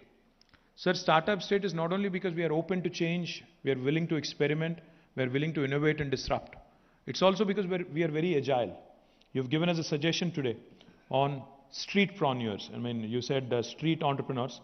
I love the word streetpreneurs because, ecopreneurs, streetpreneurs, agripreneurs. I think we'll take it up in the right earnest. We'll certainly, nanopreneurs. No, we certainly will take it in the right spirit. And I assure you, myself and Jayesh Ranjan, we will form a body of, industry representatives, and we will ensure that the man on the street, the women on the street, like you put it, the micro, the smallest of the entrepreneurs, we will work with you in ensuring that their lives are made better. I think there's no bigger satisfaction to any government than this. So Jayesh, I request you to form that industry body, get a little bit more from Mr. Reddy on what he had in mind, and we'll certainly do it, sir. I think that's the collaborative approach that we've taken. Now, on innovation, like I said, it's been one of our fundamental things. We've innovated and we've done our best we have put our best foot forward in terms of ensuring that policy innovation happens continuously, and we continue to learn. Recently, I was with Mr. 𝗍𝗆 on 14th of April, and he had proposed something. He's the president of the Dalit Industrial Chamber of Commerce, so he had proposed something. He said, to encourage more entrepreneurs from Dalit community and tribal community, we have to make a few more changes to T-Pride. We have not only readily accepted, we have also issued the relevant government orders immediately. That's how government of Telangana works. That's how we actually learn. We believe learning is continuous. We know that our shelf life is limited. Therefore, learnings are continuous. We learn from you. We understand from you. And especially, with COVID and everything else that has happened, we understand the travails and the problems that industry is also going through. So we will continue to work with you. Now, the second piece of the III mantra is infrastructure. Now, infrastructure is extremely important if we really have to make India, get into that first world orbit. I've said this in the past. For those of you who've heard me, forgive me, but I'll say it again. I think India, if it really has to achieve the greatness that it always believed it deserves, I think we have to step up. We really have to compete on a world scale. If we really want to be in the first world of nations, we're still a third world country. Our per capita income is only $1,800. We're still a third world country. Now, if India really wants to step up and dream big and achieve big, more importantly, I think fundamental changes in infrastructure are important. If a Telangana, which is the youngest state in India in 75 years after 75 years of independence, can achieve or can create the world's largest pharma cluster, Hyderabad Pharma City, if Telangana, the youngest state of India, can conceptualize and create India's largest textile park, India's largest medical devices park, why can't other states do it? Why can't Government of India do it? Why can't Government of India think on scale? Now, why do I want Government of India to think on scale? Unless you create infrastructure on scale, you cannot achieve economies of scale. And unless you achieve economies of scale, our entrepreneurs, our industrialists cannot compete with the large manufacturing countries like United States, like China, like Indonesia, like many other countries which have done exceedingly well in manufacturing. Now, if India really wants to create a workforce in rural areas, in semi-urban areas, in suburban areas, this is the key. This has to be the key. Incentivize performing states. Please remember, stronger the states, stronger the country. In a federal republic, Prime Minister keeps talking about Team India. Prime Minister also refers to cooperative federalism. If he truly believes and if he truly means what he says, then he has to and his government has to incentivize performing states, not disincentivize us, not penalize us for performing well. My humble submission and my humble request to the Honorable Prime Minister, to Government of India, to all the powers to be in New Delhi, please remember that the stronger the states perform, the better the states perform, the better it is for the country in terms of our overall growth story. So please support and encourage states irrespective of their political affiliations. हाँ, हम लोग criticize करेंगे. Democracy है. भारत दुनिया का सबसे बड़ा जनतंत्र है. हाँ, जब आप अच्छे काम करेंगे तो तारीफ करेंगे, सपोर्ट करेंगे. जब आप ठीक नहीं काम करते हो तो क्रिटिसाइज करेंगे. मैंने अभी कहा इनसे, मुरली कृष्णा रेड्डी जी से, जब वो कह रहे थे यहाँ पे I'll save criticism for another day, I said no, please tell us what is the scope for improvement. I think that has to be the philosophy, that has to be the approach. If India really has to grow, I think Government of India has to shed its inhibitions. Economics has to take center stage, politics has to take a back seat. Economics has to take the front seat and center stage. अगर ये नहीं होता, चाहे हम लोग कितना भाषणबाजी कर लें, कुछ नहीं होने वाला है. अगर हम लोग पॉलिटिक्स को बस इलेक्शन के टाइम तक सीमित अगर नहीं रखते हैं, पॉलिटिक्स को अगर हम लोग बस इलेक्शन के टाइम जो 2, 3, 4 महीना जब भी चलेगा वो उसी हद तक अगर नहीं रखते हैं, अगर डे इन डे आउट अगर इलेक्शन मोड में ही हम रहेंगे, डे इन डे आउट 24 घंटा अगर हम पॉलिटिक्स को ही आगे रख के चलेंगे, तो भारत का जो स्वप्न है, जो एक सपना है कि फर्स्ट वर्ल्ड कंट्री बनना है, वो मुश्किल हो जाएगा. तो इसीलिए मैं कहता हूं गवर्नमेंट ऑफ इंडिया से support good performing progressive states irrespective of their political affiliations. Now, what do I mean infrastructure?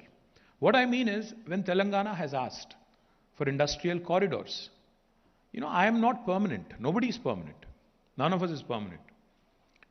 When I ask for something for my state as the industry minister, or when my chief minister represents to the government or prime minister, we are asking for something in perpetuity for the well-being of my people, for the future generations of my state. We have asked for 6 industrial corridors in the state of Telangana, from Hyderabad to Bangalore, from Hyderabad to Nagpur, from Hyderabad to Warangal, from Hyderabad to Mancherial, and I think Hyderabad to Vijayawada is one, and there is one more. Now, unfortunately, we have not really received any support on that. Likewise, in the AP Reorganization Act, in 2014, when the state was bifurcated, industrial incentives, special industrial incentives were assured to not just Telangana, to my sister state Andhra Pradesh as well. 8 years, not a single incentive has been given.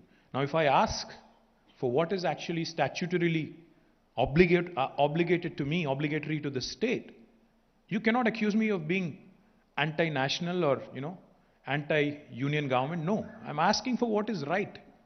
I'm asking for what rightfully belongs to me. So my humble request to Government of India, we may not be with you politically, but you remember, this country only has one Prime Minister. Irrespective of whether I like him or not, whether he personally likes us or not, we have to work together. There's no other choice. There is an elected Chief Minister here, there's an elected Prime Minister there. We have to work together for the benefit of the country, and then the politics can wait. My humble request to Government of India also on infrastructure. When Telangana has come out with the International Center for Arbitration and Mediation in Hyderabad, the least you could have done is encouraged us. The least you could have done is given us a pat on the back and said, अच्छा काम कर रहे हो, कुछ मदद चाहिए तो हम भी करेंगे, कुछ कंपनी आपके तरफ भी भेजेंगे ताकि वहाँ आर्बिट्रेशन आसानी से हो, क्योंकि ईज ऑफ डूइंग बिजनेस में एंट्री इनटू अ स्टेट ही नहीं, एंट्री इनटू अ कंट्री ही नहीं, एग्जिट भी उतनी आसान होना चाहिए. अगर कोई डिस्प्यूट आ जाता है, कोई डिस्प्यूट अगर आ जाती है, तो उसका रिड्रेसल भी जल्दी से होना चाहिए. That dispute redressal mechanism also has to be robust. That's why we have created Hyderabad International Center for Arbitration and Mediation. But without giving us a pat, without even giving us a pat, without even sanctioning us any budget, you go ahead and create a competing institution in Gujarat and sanction funds for it. मैं चाहता हूं कि गुजरात भी आगे बढ़े, मैं चाहता हूं कि महाराष्ट्र भी आगे बढ़े, मैं चाहता हूं कि छत्तीसगढ़ भी आगे बढ़े, पर तेलंगाना भी आगे बढ़े. क्योंकि भारत के निर्माण में, हिंदुस्तान के निर्माण में, I think it's important for us to realise that all states have to do well, not select few. So my humble request to government of India, आप गिफ्ट सिटी अगर गुजरात में खड़ा करना चाहे तो खड़ा कीजिए, बट बाकी जो गिफ्ट हैं हिंदुस्तान में, अच्छे अच्छे शहर है, हैदराबाद है, बेंगलोर है, चेन्नई है, कहीं और भी है, इनको भी आप बढ़ावा दें, इनको भी आप मदद दें. आप हमें भी प्रोग्रेस के, विकास के रास्ते में साथ ले चले. सबका साथ, सबका विश्वास जो आप कहते हो, उसको बस लिप सिंपैथी पे ही, लिप सर्विस पे ही ना रखो, उसको ट्रांसलेट करो रियलिटी में, उसको एक्चुअली आगे ले जाने में भी आप मदद हमारी दे, बढ़ावा हमारी दे. और आखिरी में मैं इतना ही कहूंगा on the inclusive growth piece. When I say inclusive growth, I am not talking politics. Inclusive growth is about what mister Reddy was mentioning. Inclusive growth is about ensuring that your street entrepreneurs are also taken care of, and at the same time, inclusive growth is about taking care of the mega investors who have come into our country. Now that is inclusive growth. Unless we do both and do a fine balance, inclusive growth is about ensuring industry also prospers, our environment also grows. You were talking about Haritaharam. I was delighted to hear industry representatives talk about Haritaharam. Fantastic. Because Masood was mentioning Haritaharam and he said we don't talk about it often. ज़्यादा glamorous नहीं है, क्या करें, इसलिए ज़्यादा बात नहीं करते हैं. तो अगर ये दोनों साथ साथ नहीं चलते, इंडस्ट्री को बढ़ावा मिलना चाहिए. పరిశ్రమ పెరగాలి, కానీ పర్యావరణ హితంగా పెరగాలి. పరిశ్రమ పర్యావరణాన్ని ధ్వంసం చేసే విధంగా పెరిగితే it's not acceptable. That is what our Honorable Chief Minister has said. So when I say inclusive growth, Telangana is that unique state, is that one very, very interesting, shining example, and that's the reason why I call it the most successful startup of independent India. You see a very balanced development model here. You see IT exports growing by 26%. You see agriculture output also growing by, increasing by 119% over the last 8 years. You see industry growing, you see environment also growing. You see welfare happening, you see development also happening. You see rural development happening, you see urban development also happening. This is a very unique model. This government is not lopsided in its priorities. That's what I meant when I said inclusive growth. You have to have the streetpreneurs, you have to have the megapreneurs, you have to have the ecopreneurs, agripreneurs, nanopreneurs, and other emerging technologies also going hand in hand. We can't just take pride that Tata यहाँ पे जहाँ भी एक जहाज उड़ रहा है, हवाई जहाज, मसूद ने कहा कि हर जहाज में हैदराबाद का एक पार्ट होगा, हैदराबाद में बनाया होगा एक पार्ट होगा. बहुत खुशी की बात है, बहुत फख्र की बात है. But we also have to take care of the street, the man on the street. That's inclusive growth. So my humble request to Government of India, politics can wait. Economics has to take center stage. Economics has to take a front seat. Because मैं शायद इससे पहले भी कह चुका हूं, फिर से कहूंगा, we are completing 75 years of independence. And I say this with a bit of a pain as an Indian. August 15th this year, we'll be completing 75 years of independence. I'm an Indian first, Telanganite second, Telugu, etc., later. As an Indian, it pains me to see that our priorities are a bit misplaced. 1987 में शायद कुछ लोग यहाँ पे शायद born भी नहीं होंगे, पैदा भी नहीं होंगे तब, but 1987 में हिंदुस्तान और चीन, India and China, we were of a very similar size economically. We were both $470 billion in 1987. But today, 35 years later, China, their economy size is $16 trillion. They're second only to the United States. India is at $3 trillion. They've surpassed our growth in the last 35 years by about 5.78 times. Now, what happened? How come similar countries, which are very similar in nature in terms of population, in terms of, say, economy size, what changed? What was different? My belief, my personal belief and my understanding is that China's focused on what's important. China's actually done some things which are truly stupendous. They've had double-digit GDP growth for 25 consecutive years because they focused on economics. They said politics can wait. And most importantly, China competed with the best in the world. They set their targets on Europe and US. They said we have to beat them. हम लोग क्या कर रहे हैं? 87 में similar size थे. हम लोग यहाँ पे बहुत खुश हैं. हर दिन कंपैरिजन हमारी होती है चाइना के साथ नहीं. कंपैरिजन हमारी होती है, मुकाबला हमारी होती है यूएस के साथ या सिंगापुर के साथ, यूरोप के साथ नहीं. हम लोग हर दिन इस बात से खुश हैं कि हमारी हालत जो है पाकिस्तान से बेहतर है, बांग्लादेश से बेहतर है, अफगानिस्तान से हम लोग बेहतर है. इस बात को लेकर हम लोग बहुत खुश हैं. This is where I think India has lost its opportunity, and India still, of course, is still playing catch up. You know, we are still told about this 5 trillion dream. अच्छी बात है, ख्वाब देखना अच्छी बात है, बट कैसे होगा अगर आप कंपटीशन में भी कुछ हिस्सों में, कुछ सेक्टर्स में आप अगर बांग्लादेश से भी पीछे चले जाते हो, so how will you be able to achieve that dream? When I said $470 billion is the size of China and India in 1987, let me also tell you one thing. Today, China's per capita income is $9,000. India's per capita income is only $1,800. It's not about the overall size of the economy. It's also about per capita, which unfortunately we are still languishing in. And United States is around $60,000, by the way, just so that you know. So my humble request again to all of us is, I think we have to work together. I'm not wanting to bore you with an academic discourse, but I think we all have to work together. If a state like Telangana can do a few things get its priorities right and focus on few important sectors. What is in the offing today in Telangana, just so that you know, and what China has done since 87, is it has focused on manufacturing and agriculture and food processing and value addition. And in Telangana, I can assure you of one thing. Under the leadership of our Honorable Chief Minister, since we have gotten our priorities right, you will see 5 different kinds of revolutions happening in agri and food processing sectors over the next 1 decade. You will see, you are already witnessing a green revolution, which is in the offing and which is shaping up really well.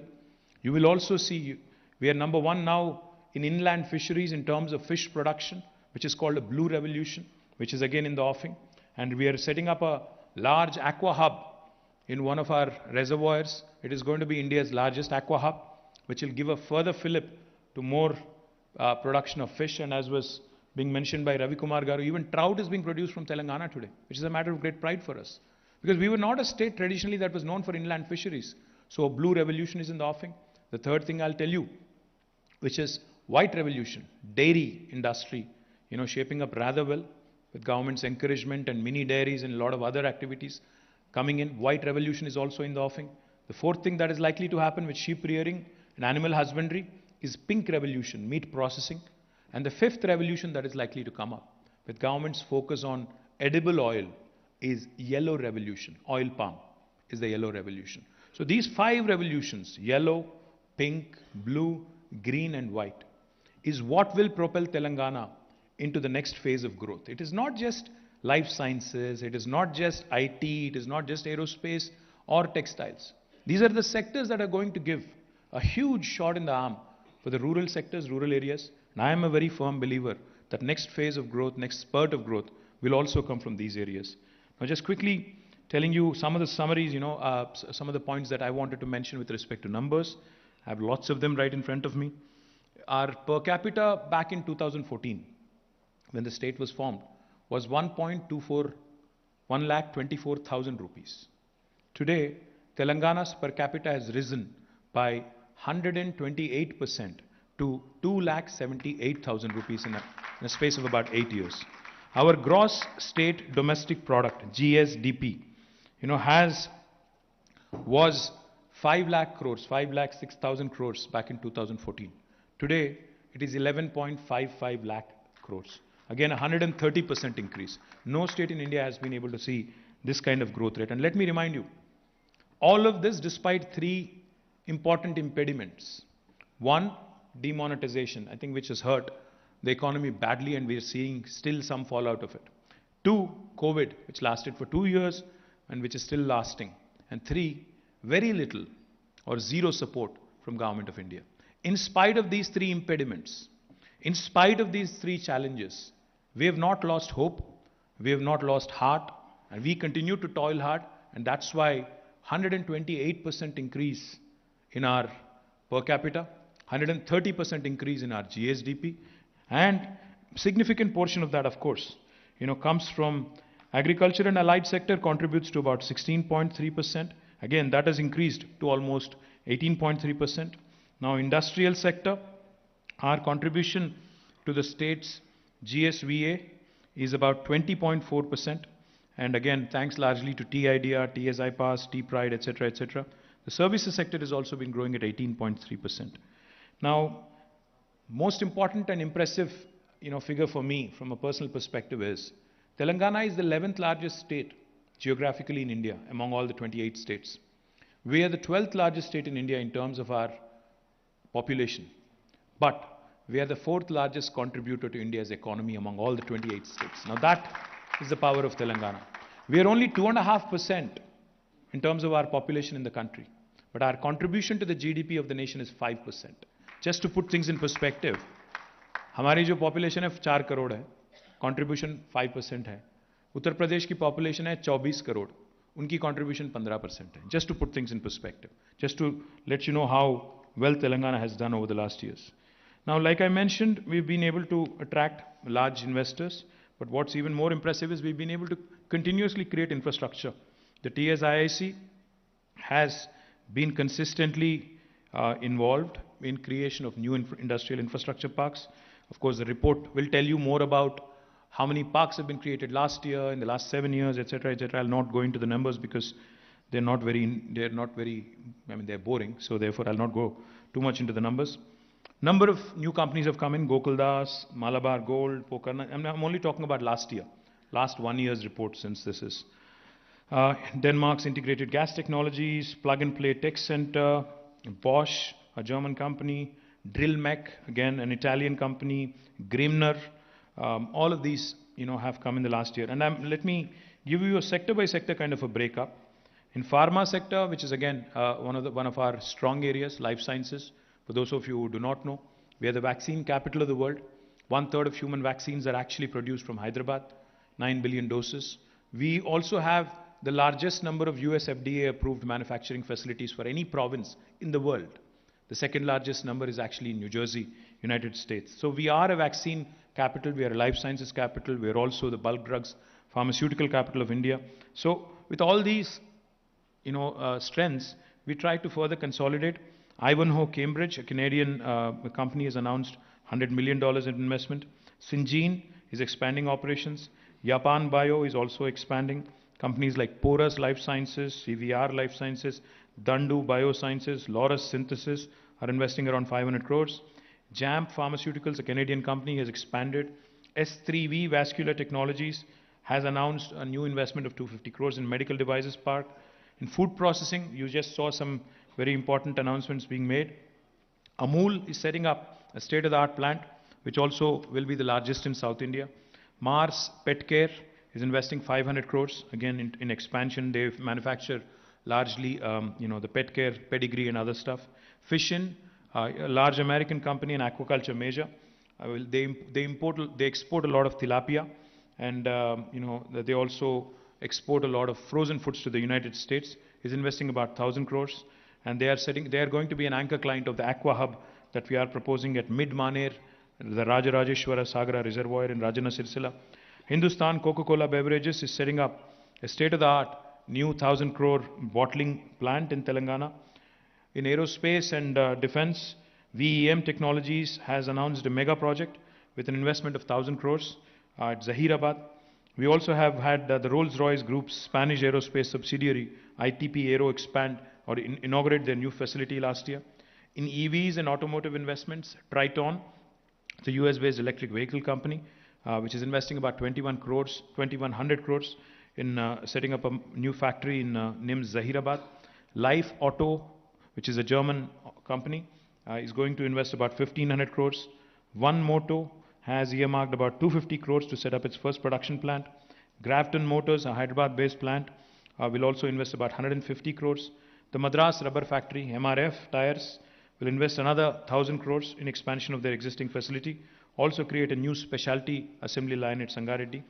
Bility Electric, a US company, will set up world's largest three-wheeler factory in Telangana. I can go on, there's plenty of others. And textiles, Wellspun, Mukesh was speaking, thank you. They're expanding, and their new plant with advanced materials is also ready for the inauguration. They've already invested more than 1,100 crores in Telangana since 2019. Thank you very much. Kundana Techno-Tex, another part of the Pashupati Group, has commissioned its pet recycling unit in Chandanvelli in Shabad. They're also growing. Kitex Garments, initially they planned about 2,400 crores of investment. Looks like it's going to grow up in Warangal, in Chandanvelli, and looks like they're also exploring a third location. Again, I can go on. There's plenty of others. In jute mills are also coming up in Telangana. In pharma and life sciences, more than 215 investment proposals in 2021-22, worth more than 6,400 crores. And it keeps growing because of our strengths, because of our team's tenacious efforts. I thank Shakti and the entire team, Akhil, Shakti, Mihir, and the entire team, for their Gopal, Sujay, and the entire team, all the directors who've been doing extremely well. Genome Valley will be expanded. We have already announced it. Covaxin and Corbevax, both are being produced from Hyderabad. We've also had a first round of discussions with Serum Institute recently. Hopefully something will come off with them as well. Medical Devices Park, over 50 companies in Sultanpur are setting up their manufacturing plant. We recently inaugurated Asia's largest stent manufacturing facility in Medical Devices Park, run by SMT, a Gujarat-based Indian company, Indian MNC. We're also establishing a biopharma hub, a B hub in Genome Valley. The work is under progress, and hopefully it will be complete in the next 12 months. In food processing, like I said, special food processing zones are in the offing, with each of them a minimum size of 500 acres. Micro food processing enterprises are also being promoted. More than 6,311 SHG members have received rupees 40,000 as seed capital to establish micro enterprises. More than 4,575 existing enterprises have also been shortlisted for upgradation. In automotive and EV, a lot of investments coming in electric vehicles, more than 5,000 crores, generating about 8,000 employment. Aerospace and defense, thank you, Masood, to Tata's, and the entire aerospace ecosystem. It continues to, shape up really well. Delivery of the 100th Apache fuselage by Tata Boeing was a matter of great pride for us. Delivery of the 150th empennage of C-130, the Super Hercules helicopter by Tata Lockheed Martin, was also a great matter of pride. Delivery of the first F-16 fighter jet wings from Tata Lockheed Martin was also very, very momentous.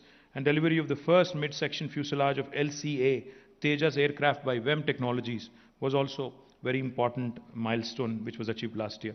In handlooms and textiles, the 𝗟𝗶𝗃𝗁𝗃𝗃 program, which benefits the weavers in terms of a thrift scheme. So far, 96.43 crores have been distributed to more than 20,000 plus weavers. Cheneta Mitra, a subsidy program which gives basically subsidy on yarn and chemicals. We have released more than 21.67 crores directly into the bank accounts of 20,000 weavers.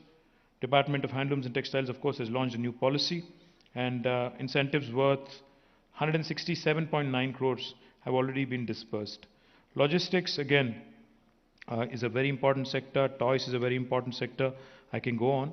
But Rich, headed by Ajit Rangnekar and his team, has also been doing extremely well. And another very important initiative that I'm proud of, because Mr. Reddy mentioned the small entrepreneurs. No state in the country has a program called the Telangana Industrial Health Clinic. What we do here, sir, is we work with the small and micro enterprises who are in incipient 6th stage, and without financial intervention, we've been able to negotiate with banks, get them funded, and so far the value of funding, so that they actually don't end up as sick industries.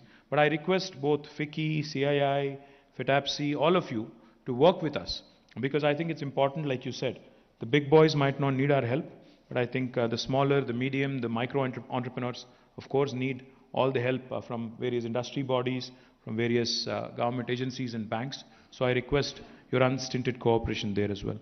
Mr. Ranjit, was very complimentary, and he said, India's largest chili extraction plant is in Telangana. Delighted that you are expanding.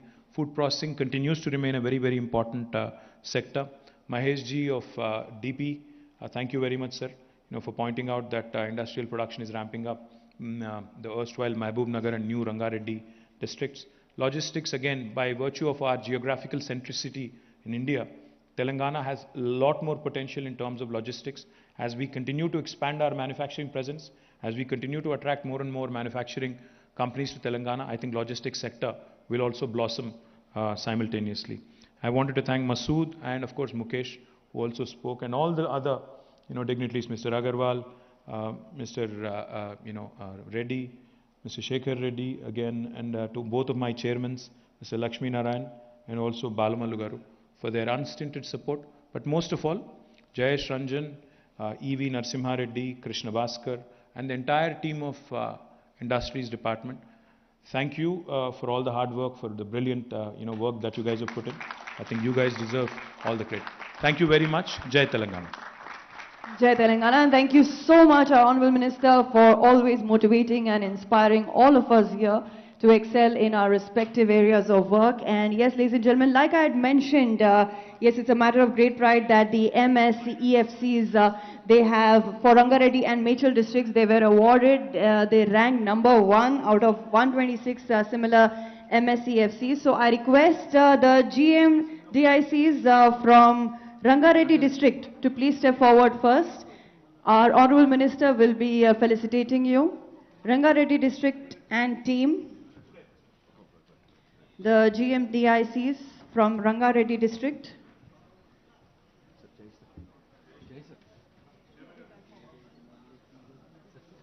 Yes, our Honorable Minister, and I also request Jayesh Ranjan ji to please do the honors.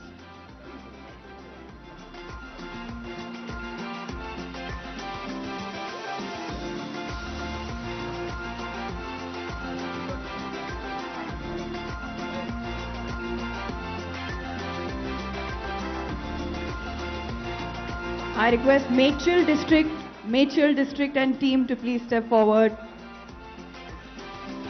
Yes, all the GMDICs from Mechal district.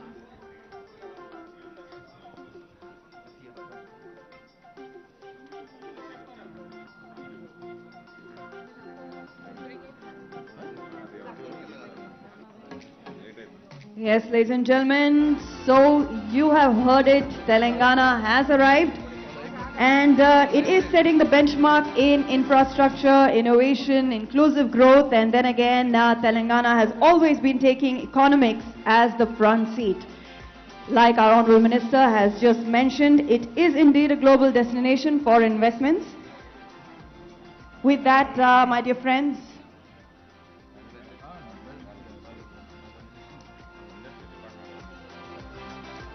yes, Please step forward. We have felicitation to our Honorable Minister. Yeah. Alip Ramadevi. Alip Ramadevi Kovi Jyotsna. Kovi Jyotsna.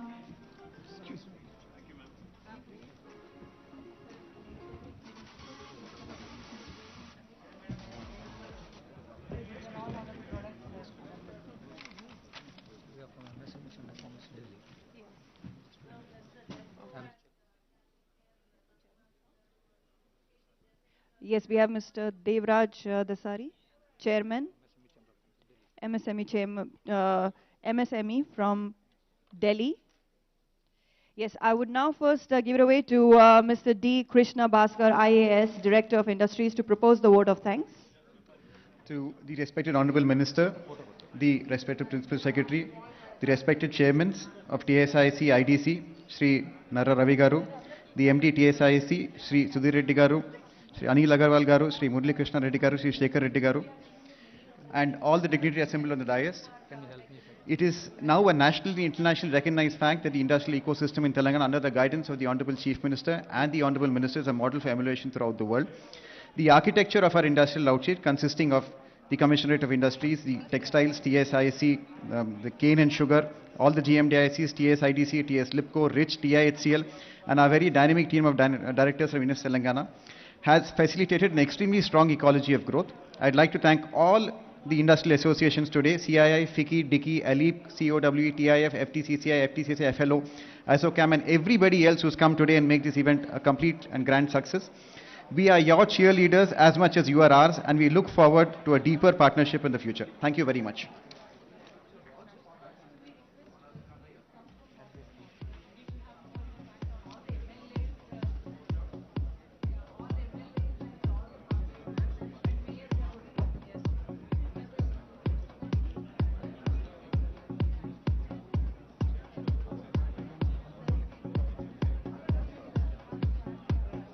Yes, ladies and gentlemen who are standing here, you may please proceed for lunch. We have few dignitaries who would like to meet our Honorable Minister. Well, you can go ahead and proceed for lunch, my dear friends. Yes, we have with us Chairman MSME from Delhi,